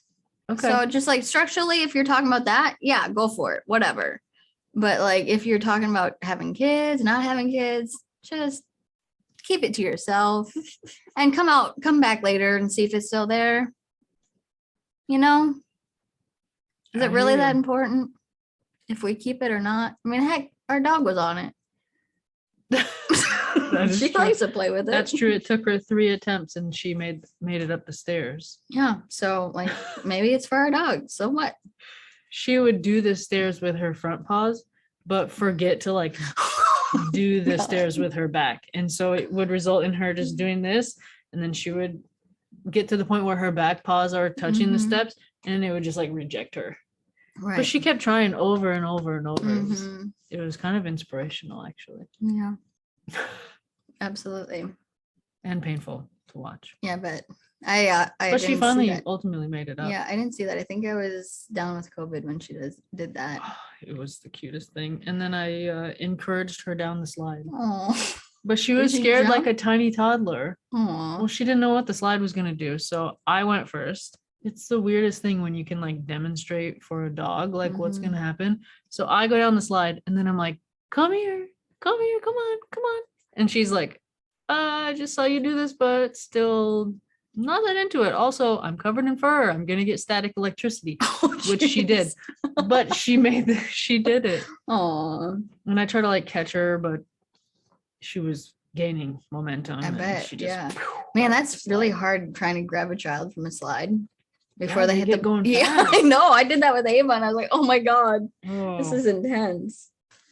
our friend's kid, Ava. Yes. Okay. Shout out. Yeah. So because that was the first pregnancy after the loss, I was really anxious at the entire time. I wanted to be hopeful, but I was also realistic, like, hey, this might not be the right one. Because there was just too many things that could go wrong, knowing that how hard it is for IVF baby to stick. So that was also hard. But I was cautiously optimistic, I think. But I was definitely, wow, this is a road that I didn't think didn't have to travel down. Pregnancy after loss is real hard. So then the next cycle was in September. So I had to wait to start my cycle, my natural cycle, I think, because I was technically miscarriage. I don't know. Whatever. Didn't have a cycle until the 13th of September. I remember waiting a 14th. very long time. Yeah, because I think I had to have a cycle after the Yeah. miscarriage, if I remember correctly. Like to make sure your body was gonna clear, like Right, hormonally. yeah, And then because I there had to- was more blood Oh yeah, work. yeah. Because I had to, with each miscarriage, I had to go back every week to see my levels go down. That's another prick. I So have that a you blood would draw. get back down to 0. Yes, yes, HCG yes, levels, yes. because it could mean residual something going on Residual tissue. if it Yeah. didn't clear all the way. Dang, yeah. I forgot about that part. Which is that another was, major concern during a miscarriage. yes. Yeah. And that was really hard on the first miscarriage, because I was up to like a 6,000 something HCG level, and you had to go back every week to make sure it was going down. And it was just like a constant reminder of what I had to go through physically, emotionally, and it was not fun. And it's also so the opposite of, when they send you for normal blood draws, Mhm. when they're like, oh, here's what we're looking for. And it's typically like up and up and Right. up. But now it's like, you already know you're miscarrying and you're like Mhm. having to deal with that.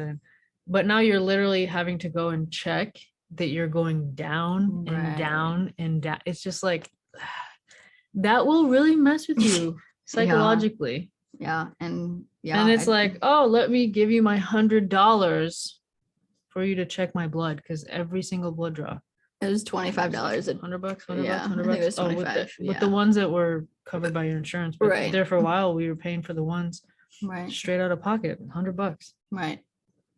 So that was brutal. For more than emotional part of it. But so then on the next cycle, I was like, you know what? We're doing something different. How can I make it different? So I was manifesting our child. Starting with day 1, I wrote in my journal, and it said I'm having healthy baby, 2-term, just like basically saying that my body was able to do what it needed to do. Everything was going to align perfectly. It was going to be twins. It was going to be healthy, smart. Wasn't going to get mad at Ashley during it because in the past I was kind of angry, upset, very vocal with it. I blame the hormones. It was it was intense. So I told her I would be nice. Remember when I asked you, am I talking to progesterone right now? Oh, I hated that. It's like, no, you're talking to me, damn it. That was like things not to say to your pregnant wife. Yes. Who are you right now? Are you just all these hormones? That is not the thing. That's not the right thing to say. And yet you still did it. No, because I learned through doing it wrong. Yeah, but I'm pretty sure you did it last week. Is my point. Was I joking though? No. Oh. No. I don't think so. Oh no. But so I was manifesting and holy shit, that hurt when it didn't come true. But another thing on top of that was that the day that we did the insemination, we also took our dog on his last ride, gave him his last burger, and put him down because he had cancer, bone cancer. So it was a bittersweet day because we were trying to get pregnant, but we also had to end a life, unfortunately. But but by manifesting, in my opinion, it hurt as much, knowing that that wasn't actually happening. Like it felt like another physical loss that I had to go through because I believed everything that I was writing. I believed it so hard that it was true.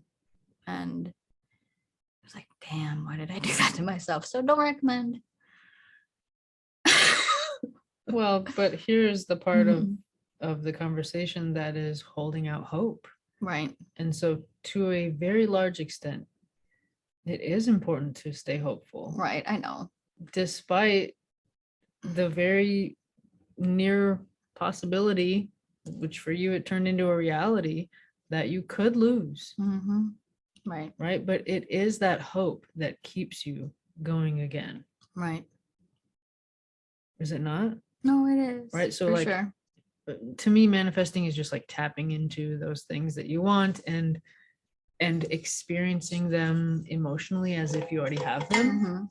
So I could see why that would be painful, but also a really, really cool thing to do because it allows you to feel the thing before you actually have the result. Right. So you're totally like terrible idea. No, I mean, never do it again. Horrible. No, because that was what I know that's what I said. That was what I originally, heard. Yeah, but I think it was just because it didn't work out for me. But also For that having cycle. but it did help me stay hopeful, I think, up until the last day that it could have. Well, and also how easily can our minds just go to the worst case, Right. worst case, worst Right, case, right, worst right, right. case. And I feel like we were combating that Mm-hmm. for so much of the time that manifesting and journaling for you was really the only opportunity Mm-hmm. for you to like experience something higher, something Right. more hopeful, something better, Mm-hmm. instead of like, tears and ice cream buckets and like, all of that other Right, stuff. Right. Right. So it's still both, I think. Yeah, for sure. It's the hope and holding the pain when you're in Mhm. it. Right. And where were you with everything emotionally with these 3 IUIs? Do you remember? Checked out. I was in denial because our journey had already far surpassed the duration that I was anticipating. Mm-hmm. I thought Well, we should have had a kid by then. Right. I thought it was make a decision to get pregnant, go do the doctor thing, get get the kid. Right, because we didn't have any reason to believe that we were not Right. going to be successful because we were just two females that didn't Right. have sperm. So why would So- we have an issue getting and staying pregnant? Right. But then reconciling, like, okay, it's been over a year since we started. Like, Mhm. Right, something's happening here. right. And we were saving money by doing that method. Right. My level of hope probably was not as high as it could have been, Mhm. just because, it wasn't doing it in the dish. Right. It wasn't within the controlled environment. And that part made me nervous Mhm. because it was really just like letting go of the outcome and Right. just, inject the sperm and just say, like, off you go, good luck, bon voyage, like, make it to the destination, and Right. like whatever Right. prayers or things that you send up for Mhm. that. Right. But it was so different than the previous cycles Right. when we had what felt like more control. Right. Even And if it because we wasn't. did. I mean, to an extent, yeah. because we had at least a 5-day embryo. This Right. we just had two of the right parts. Well, and also you don't know the status because Right. it's all happening inside your body. So it's Right. like, did it take? Were there multiple? Like how? Right. What's up? Am I dropping an Yeah. egg? Yeah. Because we also shoot blanks every month, which I That's didn't true. know. That's true. Girls can shoot blanks too. So that was where I was at. That's fair. And I feel like I last felt summer. that too. Yeah. Yeah. I had spent a long time really trying to support you and stay emotionally high. And then I really just, like, the rubber met the road and it was like, okay, Ash, you're going to need to process all this. Mhm. Like, you can't deny it anymore and just push through and be like, okay, we're going to go again, guys. Like, Mhm. at some point when you get knocked down enough times, you're like, I think I just need to take a moment to just be on the ground, consider all that's happened, and then also make a decision about how you want to move forward from there. Mhm. And I just hadn't done any of that yet. Right. So like I said, the IUIs were a cheaper option, which was $600 for the procedure and $1,000 for the sperm. So although that was $1,600 for roughly a try. And after that last one and manifesting that one and not having it come to, I was literally living my life in 2-week increments. I was waiting for my period to start. I was waiting on the insemination 2 weeks later. I was waiting on the positive pregnancy test or Mhm. negative. And I just couldn't do it emotionally. Like there was no safeguard in knowing that, hey, at least I was pregnant for 5 days or whatever it was with the embryo. And so instead of doing the 5, we did the 3. I could not emotionally do it anymore. I had a huge breakdown. We talked about that. Yeah. And we're like, because it was cheaper financially, but the Yes. emotional cost was so much oh higher. man, I don't know how people do 8, 9, 10 IUIs. It's just insane. Could not do it. And then at that like we got on the same page. We were on the same page, and we was like, okay, let's do the egg retrieval on Danielle. So the next day, I just bit my tongue. The next day, I called the university and we're like, hey, we're done with IUIs. Can we book an appointment for a consult with me doing the egg retrieval and the carrying? So I think the first time we could get in was again November 22nd, 2021. Which was 3 years after we started the original process. Mhm. And then we had no idea how we were paying for that, but we knew that it was going to happen. Just one way or another. We were going to make it happen because it needed to happen. And December, I got hired on John Deere. And I know that they have incredible benefits. But to my knowledge, they did not have infertility benefits. But they had incredible benefits. It's like, okay, let's go. And then we did January 22nd of this year. Why am I so good with dates? This is stupid. This is all from memory, guys. Not reading off of paper anymore or anything. January 22nd, we had an ultrasound to see where my ovaries were. I think I had started birth control at that point. Yeah, I did. Everybody was quiet. Yeah, everybody was quiet. So I did my birth control, which was weird, like Ashley said. And then the 28th of January, I started injections. Which this whole thing was weird because I had done 2 cycles. And so now we were doing all the same things on you. Right. But we also did 3 different protocols every cycle. True. Which was interesting. Very true. Which that's just doctors trying to figure out what's the best plan. Right. And well, the more knowledge that they got from the first retrieval. Right. So, but also my ovaries were super, super crazy. And I think we had 42 follicles from the start, which doesn't mean that we had an egg in every one of those, but it was a lot to track. Yeah. It was like, wow, these numbers are insane. Compared to yours, yeah.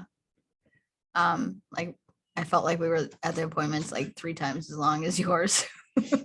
Yeah, because they would go through and like count them like boom, boom, boom, boom, boom. And I would be like, how are you counting these? Like, didn't you already count that one? And they're like, oh, we just learned how to count the follicles on the ovaries. I'm like, it looks to me like the same damn black dots. Well, right. And for those that have no idea what we're talking about, these little follicles are fluid filled sacs that have the eggs in them or could have the eggs in them. And on the ultrasound, they're just a black circle that grows, kind of like the gestational sac. But in mine, I had 42 in both between the ovaries. And when you are not stimulating, your ovaries are what, like a size of a tomato, grape tomato. Grape tomato, yes, I think. And by the time you're done with injections and the trigger, they are about the size of a grapefruit each, which is insane and very painful. That was brutal. It wasn't that painful for me, but I didn't have no 42. No, it was after like 12 hours after the trigger shot, I was real hard. You were real like, painful. Can they come and take the chicken's eggs now? Yes, please. Take them all. It was so brutal. It hurt so bad. Yeah. So this is when for sure we were doing every other day visits to Iowa City and to see the growth and everything. And then at the end, so we actually on this one, we had my mom in on it because of some reason, I don't know why, but she was there when we did the trigger shot and had that fiasco of which needle to use. Yeah. So that was interesting. She did one, which was really cool. She did a shot. Yeah. Yeah. Was it progesterone? It wasn't progesterone, was it? Or was it? She did later do a progesterone shot, but it was not that one that night. Wasn't it this one? I think no, that was no. I think it was maybe, I don't know. Doesn't matter. It was one of them. Yeah. I think there was a leuprolide. That's kind of what I was thinking it was. Yeah. Because it was a little needle, stupid needle, insulin needle. Yeah. And she had me prep it and then she just did it. Yeah. So out of that 42, we had 21 eggs used with ICSI, and I think 14 of those 21 were fertilized normally. And then we had how many did we end up with for I think it was I want to say 8. think it was 7. Okay, 7 sounds right, because I think we lost one. We lost. We lost one of the ones in biopsy, because at this point, we decided to biopsy them so that Yeah. they could get genetically tested. For chromosomes, yes. And one of them collapsed due to being No, biopsy. I think it was when they went to biopsy, it was collapsed, so they couldn't do it. Okay, So either either way. way. We So lost then one, we yeah. had 7, Yep. and then one at least came back not genetically normal. Yeah. So, So no then- hope. Then For that down to one. 6. And we transferred one right away. So we had a transfer February 14th, Valentine's Day. And that one was not genetically tested. So it was a fresh transfer. And we did get pregnant. However, that was also a chemical pregnancy. So it was not viable. Miscarriage number 3. Yep. And that one sucked because I was testing every day, so I could see the line progression. I was trying to convince you not to, I know. but you wanted to Well, see because that. yeah, because I was hoping it was gonna get darker, Mhm. and like everybody else in my group that was getting darker ones. Right. And like it was my time. I deserve this. We deserve this. And You were like, I'm gonna test if I want to, and I was like, okay, I'm not gonna stop you, but right. And then so it got darker and then it didn't get darker. Plain and simple. And so that was our 3rd miscarriage, unfortunately. And then we were able to get back into it with my next cycle. And we did so within that, after the retrieval, we had to start the progesterone and oil shots again. So 5 days prior to the transfer, we did that until we found out that it wasn't a viable pregnancy. I think, I don't know. Oh, you know what? That would have been the 24th because I think it was the weekend before our wedding anniversary. And or it's 23rd, 24th-ish time frame. So that was bittersweet because I was really looking forward to not being able to drink wine on our anniversary that we had bought the year prior to celebrate with. But then bittersweetly, we were able to enjoy it. And so that was bittersweet. and then we got our genetic test results back. Yes, we got our genetic testing back. And we had to do genetic counseling where they advise you what it all means. Yep, on the embryos. And the word you want is euploid, Yes. So we had, I don't know how which means 46 chromosomes, normal embryo. yes. And they take the biopsy from the placenta cells, not the actual embryo baby, what would turn into the baby. So I thought that was really cool, fascinating that they can tell the difference at that point. But like looking at the picture, you can totally tell that they're two different things, but knowing what it is, it's just incredible that they know. And it's that. so small at that stage. Well, yeah, because I think they're only taking like 6 to 8 cells out of the That's cell. So, insane. but they can tell what it is at that point. And Roma is back with us. If you hear me kind of Not for long. struggling with my words because I had a dog in my lap. And so then we got the genetic testing back and we were able to choose the embryo that we wanted based off of that. And we transferred that on my grandma Bert's birthday on March 25th, sorry. And it was at 111, I think, which was, we kept seeing ones the entire journey, like 111 or 11111. It was just incredible at how often we were seeing it. It was like a sign, or so we thought, that it was going to work. Universal sign for hope and like, You're on the right track. Yeah, growth and just like abundant things. So, I mean, various people interpret ones to mean Right. different things, Right. but luck. It's yeah. really just like whatever you are tuned into. That's what Mhm. it is meaning, indicating for you. Oh, and so pausing on this cycle, I started doing acupuncture. Oh yeah, we had read that that could be helpful, Yeah. So we did, especially for the stress that you were yes, enduring. and anxiety. Yeah. So we did do that. It was on this cycle that we started it, wasn't it? On the hmm March cycle. No, it was the last cycle. It Oh. was the cycle you're currently on. Yeah, yeah, yeah. The fresh. Was it? hmm I don't remember Yeah. that. Yeah, because we had to tell Alexis that it wasn't the cycle. I was thinking it was the second one.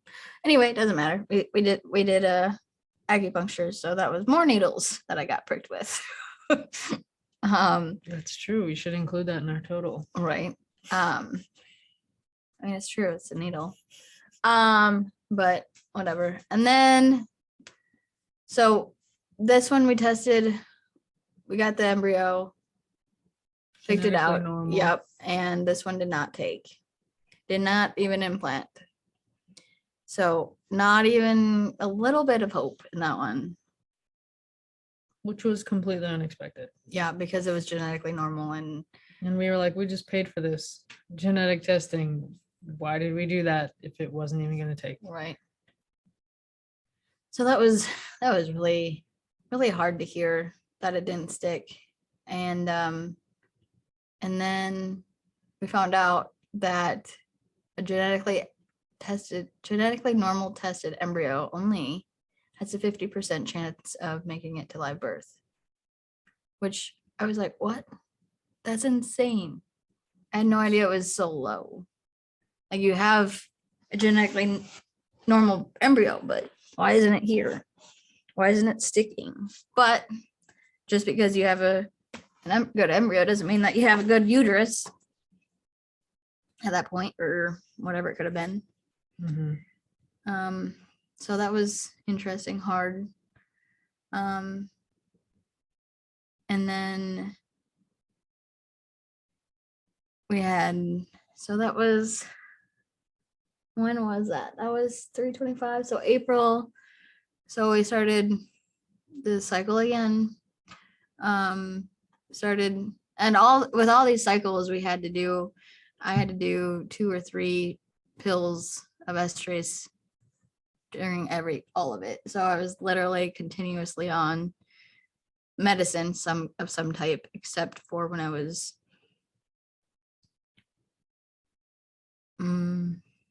I ever off of it? Not that I recall, no. Because once we found out it wasn't good, We just kept going into cycles Yeah. so quickly that it was like, okay, off of that protocol onto this one. yeah. It was a change in meds, but I don't think it was ever like a, No, I don't think it was, because you're doing estrus and the progesterone. But those headaches, right. from the withdrawal headaches, sucked. Ugh, brutal. So then we did another cycle, and we transferred another euploid embryo, genetically tested embryo, and that was on May 1st. And this is a cycle that you were talking about, you had to change your flight Mm-hmm. to ensure that we had someone covered for the shot, because I can't do them myself. And then we did the transfer on May 3rd. And right after that, we found out that my grandma that was in the nursing home was declining and rapidly. And we should go visit her if we wanted to talk to her before it got really bad. So we did that. My aunts and uncles were there. And so technically I was pregnant in that moment, because we had transferred the embryo, and we had 4 generations in the room, which was really cool. A lot more other stuff was happening elsewhere. Helped someone move cross country. You were out the weekend prior with that. And then 2 days after the transfer, Ashley and I were with my grandma that when she passed away. And then we had to go through the funeral.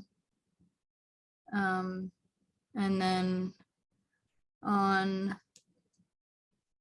Mother's Day, I was like, we're, I don't know, 6 days outside of the transfer, or 5 days or something like that. So if we wanted to get a positive, we could possibly get a positive out of it. And it was Mother's Day. I was like, okay, let's try it. Ashley was doing some work down here, and I was upstairs in the morning, and I was like, I tested. I was like, I'm pretty sure that's there. And that was an early test. it was a very early test. And then I came upstairs to find you, and you were all giggly, and I was like, what did you do? Mhm. So I already knew what you did. Yeah, you did. Absolutely. And so then that one, it didn't get darker as quickly as I thought it should have, or gotten darker at all. But again, these were the cheapy ones because I was sick and tired of spending a ton of money on the more expensive ones, like the first response. And you know what, just doing the cheapy ones. Didn't have a whole lot of hope, but we were pregnant at that moment, at least. And then we did the blood work on Friday the 13th. A lot of 13s. And confirmed pregnant at 167, I think. It was something more than we'd ever reached before at the first draw. Yeah. Yeah. And then the second one, 48 hours later, was more than doubled what we needed. I was like, whoa, this is incredible. And then we got a call saying, hey, we want you to come in for a 7-week ultrasound. And I was like, because of my miscarriage history, can we come in sooner? Because I don't want to be doing these shots if I don't need to be doing shots, and I don't want to have hope that it's not going to be there. And just emotionally, I need to know more sooner. And they were like, yeah, let me talk with the nurse, and we'll have the nurse call you. Okay. So 5 weeks, 6 days. We got an appointment, and we got to see the heartbeat. It was a little gummy bear, and it was incredible because we weren't expecting to see a heartbeat at that point, let alone, yeah. It was early for that. Yeah. You didn't necessarily need to see the heartbeat at that point, but we did. And it was a fast little thing. You were gonna say fast little fucker. But I was like, Mom's gonna be listening to this. Sorry. Ashley said it for me. Fast little fucker. Yeah. It was. Say it again. 164 beats per minute, or That wasn't at that point. It was that was the next second one. appointment. Yeah, the Okay. 7 weeks, 6 days. But still, it was like a pulse. Yeah, you could totally I don't see know it. if the machine could read it. But, Yeah. But yeah, the next ultrasound was like 164 or something like that. Yeah, 164. And then we got to, at that appointment at the 164, the 7 weeks, 6 days, we got to graduate from the clinic, the IVF clinic, and got to get onto the local Dubuque OBGYN, and made an appointment for a telehealth one for like 10 weeks, and then ultrasound at 13 weeks, which was, holy hell, a long time between ultrasounds. That was a long wait. That was a 5-week wait, and that was brutal. And it could have been 12 weeks, but scheduling didn't allow it or something. So I was like, and to come them, you were a new on. patient, right, because we'd never been to that clinic. right. Yeah. So that was brutal. Man, that was bad. But I also knew that, actually pausing before we graduate, because this was a monumental moment before we got into, was it the second to last one or the second one or the last one with Sarah? They were both with her. I know, but the one that I was actually talking about. Where she wouldn't check the sound. No, the one that I cried when I saw her. Oh, yeah, that was the first. Okay, the Because first. we didn't know. Right, the first We didn't know if ultrasound. if it was good. Right. We knew we were there early and your HCG levels were good. That was all we knew. But literally, this was the pivotal moment that we had failed at that first transfer, that first pregnancy. When we saw the yolk sac, when we saw all the sex stuff, no baby.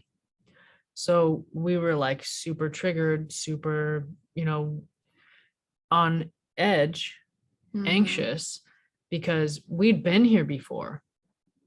So it was walking into that room, knowing that you've been kicked to the ground before, only like the only way is through. You got to walk in the room. That was really, really, really hard. And I think that our technician knew that, and just in an abundance of graciousness and just total compassion, she held our hearts in that room, and she was like, we're gonna do it, like whatever it is, and we're here for it. And she's literally like coaching us through just being in this room. You had to get prepped for the actual ultrasound, Right. so you went and did that, and then you come back to the room, and she's like, all right, we're just gonna do it. And then she just did it really fast, and she said, it's there. She said it like So matter of fact, the immediate response, like she's like, I've already seen what I needed to see. And she was like, I'm not gonna make you guys wait not a moment longer than you need to. And we were just like, oh. But and then she was like holding your hand the whole time, yeah, just rubbing like my reassuring knee. and Yeah. And it was before all of that happened. I was sitting in the little chair thing, cubby hole or whatever you want to call it.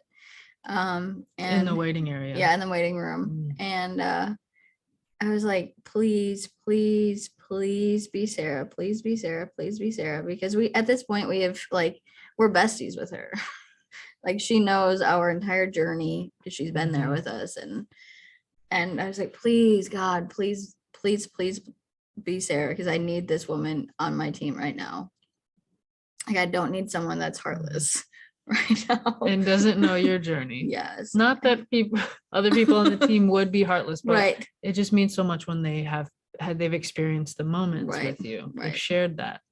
Right. So, and I heard my name, and I peeked over, and I was like, I started crying. I was like, oh my God, I'm going to do it now. Because it was Sarah. Yep.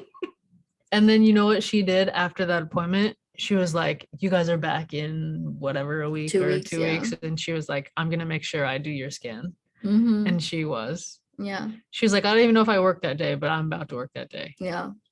I'm doing your scan. It was so cool. Yeah. She's such a good human. Yeah. Shout out to Sarah at University of Iowa. Love you, Sarah. And everybody else on the team. Oh, man. A special shout out to you. Nope, I'm not crying. Nope, you're not. Use my sleeve. Yeah, right. So that was super special. And so graduated, got on to 13 weeks ultrasound, and we didn't buy the Doppler at that point, did we? No, we didn't. And it was such a different experience. But also I know that they were never on our journey with us, so they don't know how long of a journey, how hard of a journey, how depressing of a journey it was up until this point. But it was just like a super matter of fact, cold processing. I was gonna say cold, but I was like, is that too harsh? But Well, it's kind of like that doctor that just gets their, 90-second patient and they're like, next, right. come in. Like they're gonna Mhm. treat you, they're gonna see you, they're gonna ask you the things, but like it's just done in a more methodical way Right. and a less kind of compassionate way. And we were so used to being held and Mhm. just cared for and loved and celebrated and like having grieved with our care providers, which is like the thought that you have Mm. grieved with your provider, like I never would have thought that's possible, Right. but it is. Right. And so we weren't really expecting that kind of like distant, I'm your care provider. They're more than capable, Right. but it's just a totally different dynamic and feels different in the room. And of Mhm. course, we just met them, so we haven't Right. established that Right. Yeah, connection yet. exactly. But that was another challenge. Right. And on top of that, prior to the 13-week appointment, prior to the 10-week appointment, telehealth, I ended up with COVID. Oh shit. I forgot about that. Right. You were pregnant and you actually had COVID symptoms and you had a temperature of 101 degrees. Yeah. And we were like, frick, where's all the Tylenol in the world? Because you can't be having a fever while you're pregnant. Like, that ain't good. Right. And so, also, by the way, you can only take Tylenol when you're pregnant. So I learned this. So it's like, let's get all the appropriate pills and the Yes. powders and the whatever, but make sure it doesn't have acetaminophen. Make sure it doesn't have that other shit, because like whether you can take it or you can't, like you want to control your dose. Mhm. So I learned about that Yep. too. And I had to start taking baby aspirin for that Mm, because I was COVID positive and they didn't want to risk that. I was originally supposed to start taking baby aspirin at 12 weeks, according to the IVF team, because of being IVF patient and pregnancy and something else. They wanted just as a safeguard for preeclampsia, because having an IVF pregnancy is high risk for for it. and your first, Yeah. although not your first pregnancy. Let's be real. Yeah. So I started doing that. So I had to up my dose from 0 to 1 to 2. They wanted me to start doing the 2 right away with the COVID. So I was only 2 weeks away from it, but Which I still, guess you're gonna be on that until the end, yeah. the whole time. Which is annoying because like I thought I was done with the shots and the pills and all that jazz. But whatever, it's safe. If it's keeping me and my babe safe, then I'm all for it. But different expectation, I guess. So different reality as well. So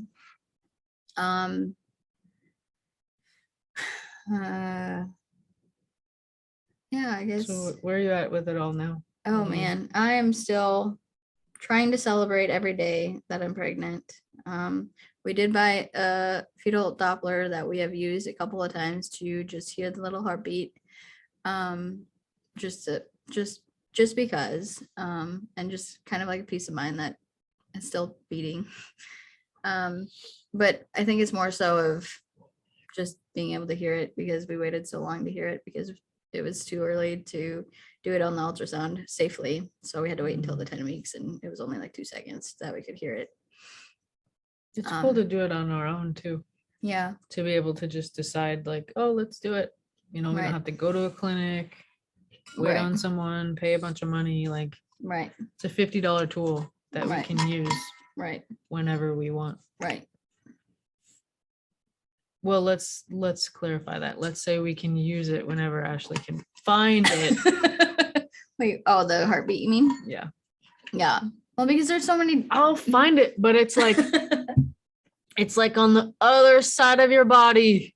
And I'm like, do you hear that? Like I hear it, but it's like far off in the distance. And I'm like, how do I move this thing so that I could like bring it in? Right. Turn it up. Bring it closer or whatever. Right. Well, I think it's because as of the ultrasound, the placenta was anterior instead of posterior. So you're running into the baby or the the placenta and then the baby. Oh, heck yeah. I hear that placenta whoosh, whoosh, whoosh, whoosh, whoosh, whoosh, whoosh. I'm like, get out of my way, whoosh. Like, I'm just trying to find this little fast as fuck heartbeat. Now I'm just saying it despite you, Cindy. I do apologize. But it was fast as fuck though. It was 164 beats. And then it's really cool because even though we can't pick it up on our Doppler, we count for 15 seconds to see how many beats per 15 seconds, I guess, and then times it by 4, and it's right around the 160. So it's like, that's it. That's true. Yeah. For sure.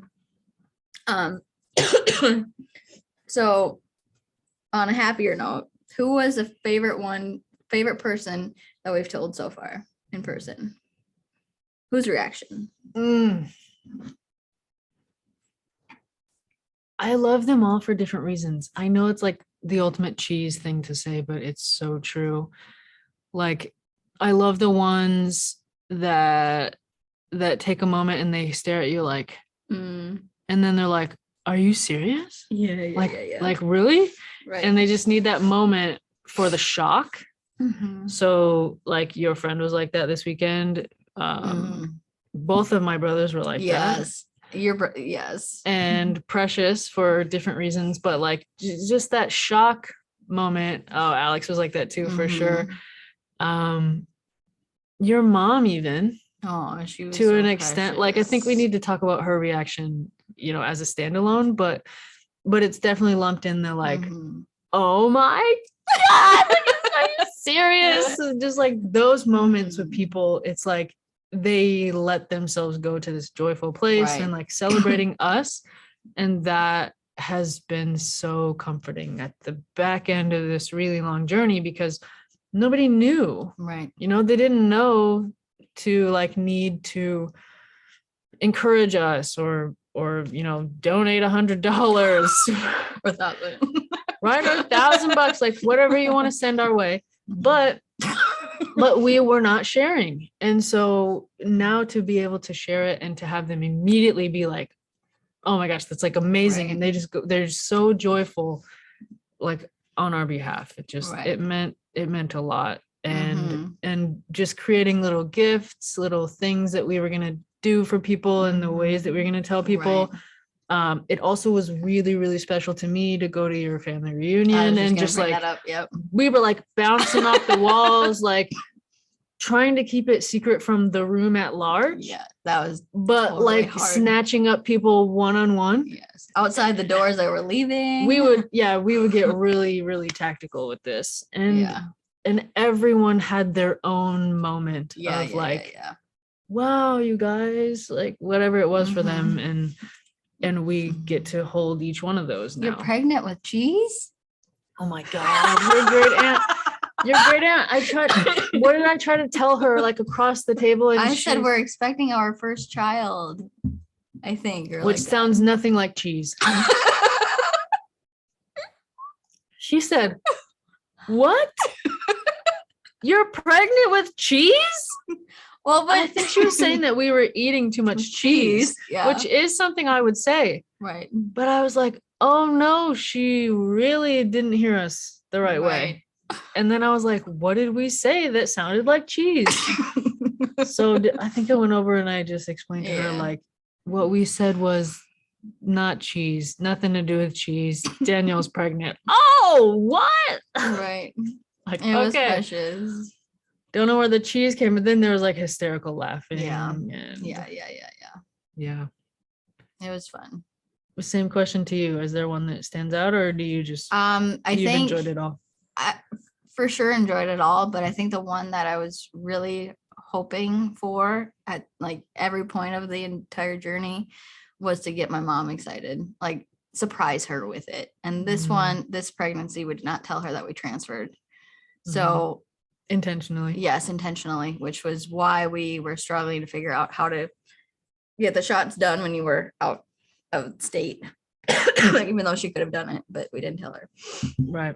But like having that pure shock that we're pregnant, we got that moment out of her. And on the inside of a cookie box. Yes. And then she didn't give a damn about the cookies. So that was really special to me because she was jumping up and down and crying and hugging and hugging and hugging and crying and so excited. It was so special for me for sure. Because I wanted that from day one. I wanted to surprise her. Mhm. And then I think my dad, that was just so typical of him. Just his normal. I don't even know how to explain it. But it's so dad like. Yeah. But it was also very sweet because he's like, did it stick? So it stuck or something like that. Right. Like it was just so precious. Mm-hmm. Well, like confirming in his own way that like this is cause for celebration. Right, Like, right. are we celebrating now? Right. Yeah. Is it the good news that you wanted, or is it the other result, and we gotta do something else? Right. Yeah. And then how I'm trying to remember his wording. I think he was just like, I think he said, "Well, congratulations." Mhm. Well, congrats. Yeah, that sounds Mhm. right. Yeah, but first had to make sure pick the right cookie. Well, because Right. crumble cookies are on the table. Like, Right. you got to make a good choice. You got to make a strong choice before somebody else makes a choice. Oh, and yeah. then there's no more of that kind left. Right. For sure. Which He got coulda first had- dibs. He did get first dibs, but he could have had all the chocolate chip because I don't even like their chocolate I chip. know. I don't either. It's anything but the chocolate chip. Agreed. Mm, Agreed. I think he took a chocolate chip. I think he did. Jeez. Yep. That's yeah. Mhm. Oh, another random tidbit. We kind of touched on it, but the progesterone and oil shots. We got to do them until 10 weeks pregnant on this journey, this round, and with 2-inch needles instead of the 1.5. And Which is where was I insane. going with this? You were Ashley? gonna have me hold it up. And I know where I was going with this, was that several times I could not move my leg because somebody hit the nerve or something. I don't know what it was. Somebody who? You. Okay. I do apologize. I don't know where your nerves live in there, but I just want to show you this bag that I'm searching through. But it's not all of them though. Because those are Whoa. part of it too. What's Those are the this? ones that we're doing rainbow with. Okay. Tell them about Well, that. these are Because I'm trying to find the 2-incher. These are the 1.5. So Oh God! Look, there's a pregnancy test in here. yeah, it was a lot of pregnancy. Oh, I found one. Pregnancy tests. Oh God. But so the rainbow, what I was talking about was Freaking long. that we're gonna do a syringe, love, heart picture around a baby onesie, and then within some of them they'll be rainbow, like 3 of them each, I think, each color 3. Yeah, 3 syringes to signify each baby loss that we had within the journey, because a rainbow baby, which is what we're having, triple rainbow to be exact, is a baby born after a storm, aka miscarriage or stillbirth. So we are going to honor those pregnancies with our announcement through the rainbow syringes that we make. Yeah, I love it. One more thing that I Okay. forgot to mention. Because of the prior miscarriages, because we were just talking about that, we decided to do a recurrent pregnancy loss panel. So that was another blood stick. Everything came back normal. Thankfully. So no issues. Mhm. So the miscarriages were nothing to do with what they tested for. which I don't even remember what they were at this point, but honestly, that was more frustrating than anything. right, because Just, we didn't have an easy fix. yeah, we didn't have like oh, that's the reason. There you go. That's it. That's why. Right. At every step, it was just like, oh, okay, nope, not that direction. Okay, not this, not that. Mhm. And we would just have to redirect without Right. any information, any like further guidance. And even Right. when we did get information, the genetic testing, Right. and then we had like totally normal embryo. It didn't take. Okay, that Right. information was useless because it didn't even take anyway. So Right. it just was like completely an unexpected thing at every step of the way. Right. So I think if you're the one walking through it, you can expect the uncertainty and really, really beef up your support system. 100%. And the more people you can bring in, we weren't talking about it openly for a while, just because we chose that. But then at some point, we talked about Mhm. needing support and wanting to bring people in, allowing people to carry us and hold us through things. And ultimately, that was the decision that we made. But the sooner that you can just bring people in on the journey, the sooner you'll be supported and you'll feel like you're not alone, because you're not alone. But if you choose to go through it solo, it doesn't mean that people aren't there with you in spirit and wouldn't support you if they could, if they knew where you were on your journey. Right. And they might have not said those little playset comments like, are you going to keep that? Mm, So kind of mitigating those silly unwanted comments. mhm. Yeah. So I don't know, just a food for thought. But I also know that it's super exciting to have a secret, and want to share that with everyone when you do have that positive. But I also know how hard it is when it's a negative, or a miscarriage or whatever it may be.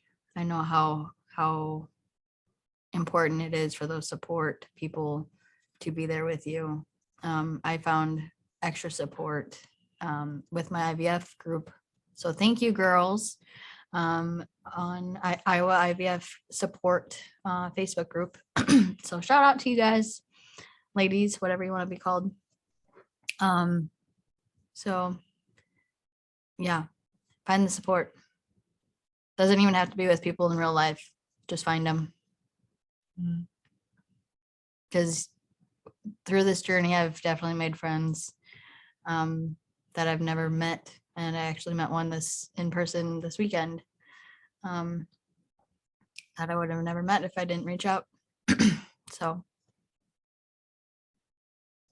Yeah, this just goes back to the point that you don't know people who can empathize with your experience until you start to connect right, and ask people about their stories. right. So, And I was hesitant to post anything on social media because I know how hard it is about a pregnancy announcement, about how hard it is to be in our shoes at the time. And you just see a pregnancy announcement. And it's really hard because you want to be happy for them, but it's a dagger to your heart because you're not pregnant or you can't stay pregnant. And but we're sharing the story because we want to give those people hope that even though your journey might be way harder and longer than you think, there's hope. And you can find hope in anything that you really want. And I think it kind of goes back to the beginning where parenthood could have looked like adopting for us. Like if that's what road we wanted or ended up on, that would have been our hope. So we would have gotten there eventually, one way or another, IVF or IUI or adoption or fostering. So it's out there. Cool. I know I already asked you like where you're at with all this. Yes, I don't think I answered that. Well, I think to an extent you did, but you went back to some other details that you Yeah. wanted to cover. But all in all, when you look at our journey, how do you give yourself credit for how far you've come? How do I give myself credit? Just knowing that I don't even know how to answer that question. How do I give myself credit? Just being able to be in the moment that I am pregnant right now and realizing that my body is amazing and it knows exactly what it needs to do to support a pregnancy or not to support a pregnancy. Depending. Yes, depending. I think that's just the craziest part about it is that my body knew that, hey, this pregnancy isn't what needs to be happening. So we're gonna kick it out, so to speak. So I think that's a really cool, bittersweet moment to, like a realization moment. Does that open the door to more trust in your own body? Oh, more absolutely. Honor, more respect, more love? 100%. I thought so. Yeah, for sure. And I think it was, I realized that, but I don't think I really believed it until a lot later in the journey. Because I am almost positive that I mentioned that to my friend Destiny, that it's amazing that our body knows what to do with it. Or just it's crazy. But yeah, I definitely have more self-love for my body, knowing what it is doing and what it's capable of. Yeah, and sometimes when it's doing something that you might not understand, you might not like, it's just releasing and surrendering to that and just saying, trusting in that, because it's like a higher form of intelligence, your body. Yeah, 100%. And you don't consciously know what's up, right? We can do testing and we could like try to find out like scientifically, but your body already knows. It already knew. It was already doing what it was supposed to do. Yeah. And then I feel like science is so like on the back end. Like we think about science like, oh, it's this like cutting edge, this like next level thing, but it's like our bodies are beyond that in so many ways. Right. And I think science is trying to catch up. For sure. That's a pretty cool place to end, if you're okay with that. Yeah. Or do you want to add something else? Well, I was just gonna go after birth, what that's gonna look like for us. Yeah, go for it. But I don't know if that should be another podcast or if. Well, absolutely, but you can like you Okay. can say more here. All right. If you want. So after baby's here, due January 19th. I don't know if we mentioned that yet. Yes, so 15 and a half weeks. Down 23 and a half or something. I don't know, 24 and a half to go. Anyway, besides the point, we will have to go through adoption on Ashley's behalf, adopting her child, even though she will be on the birth certificate. And that's just to make sure that she has all the legal rights to our child. Because even though she will be on the birth certificate, that is just a document saying that there was a baby born. It doesn't provide any legal support or anything like that to anything. Well, it doesn't protect me as the parent. Yeah, as a parent. Which is really ironic to use that word again, that I've played the role that I have played in the pregnancy journey, and still I must adopt. Yeah, and you would have had to adopt your biological. I would have had to adopt my biological child had we done reciprocal IVF. That is true. Well, we did do it. It just didn't end up in the. Had we had a live birth from Yes. reciprocal IVF. Yes. Yes. Which is so weird because I had no biological connection to that child. Like What? blood It's crazy. related.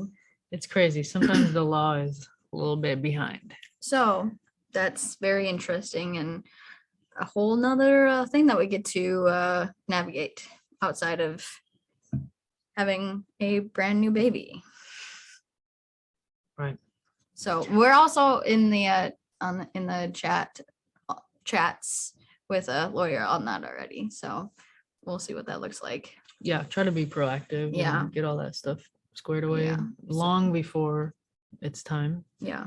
Even though we So- can't start anything really until Yeah. baby is born with a birth certificate, which is silly.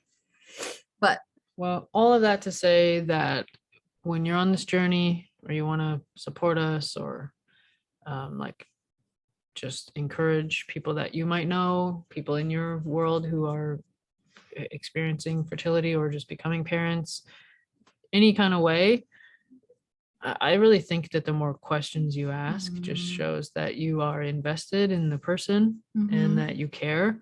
And it's not going to show ignorance. It's not going to be like, oh, you should have known that or whatever. Right. It's just you're coming from a place of concern, a place of, interest. And I always try to be patient with people who are asking me questions. Mhm. They don't know what we've been through. And Right. I mean, now they know, like, to the extent that we've shared this story, Right. but even still, like, they didn't experience it. So Mhm. just ask people about their journey, more about their journey, and not only the journey toward parenthood, but Mhm. just anything in life. Right.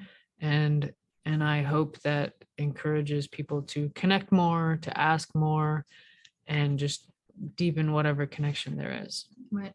Like, essentially, that's the whole purpose in bringing a human into the world anyway, is to love and grow them and nurture them, and Mhm. we get to do that to ourselves too in the process, because ultimately that's like the best form of parenthood is by parenting yourself and then by leading through that example.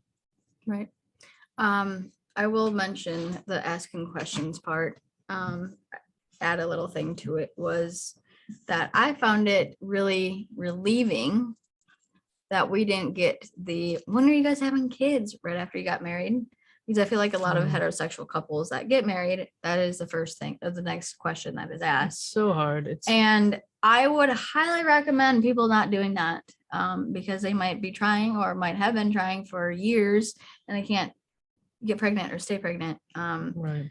And they might not want to share that information. So don't ask it. So what's a higher level question to ask instead? Oh boy, that's a question for Ashley. Oh, it's totally like, what passions are you investing in right now? Where's your Oh. next place you guys are traveling to? Like, what are you into? What's the last thing you learned about your partner? Oh, that's good. Shit, man.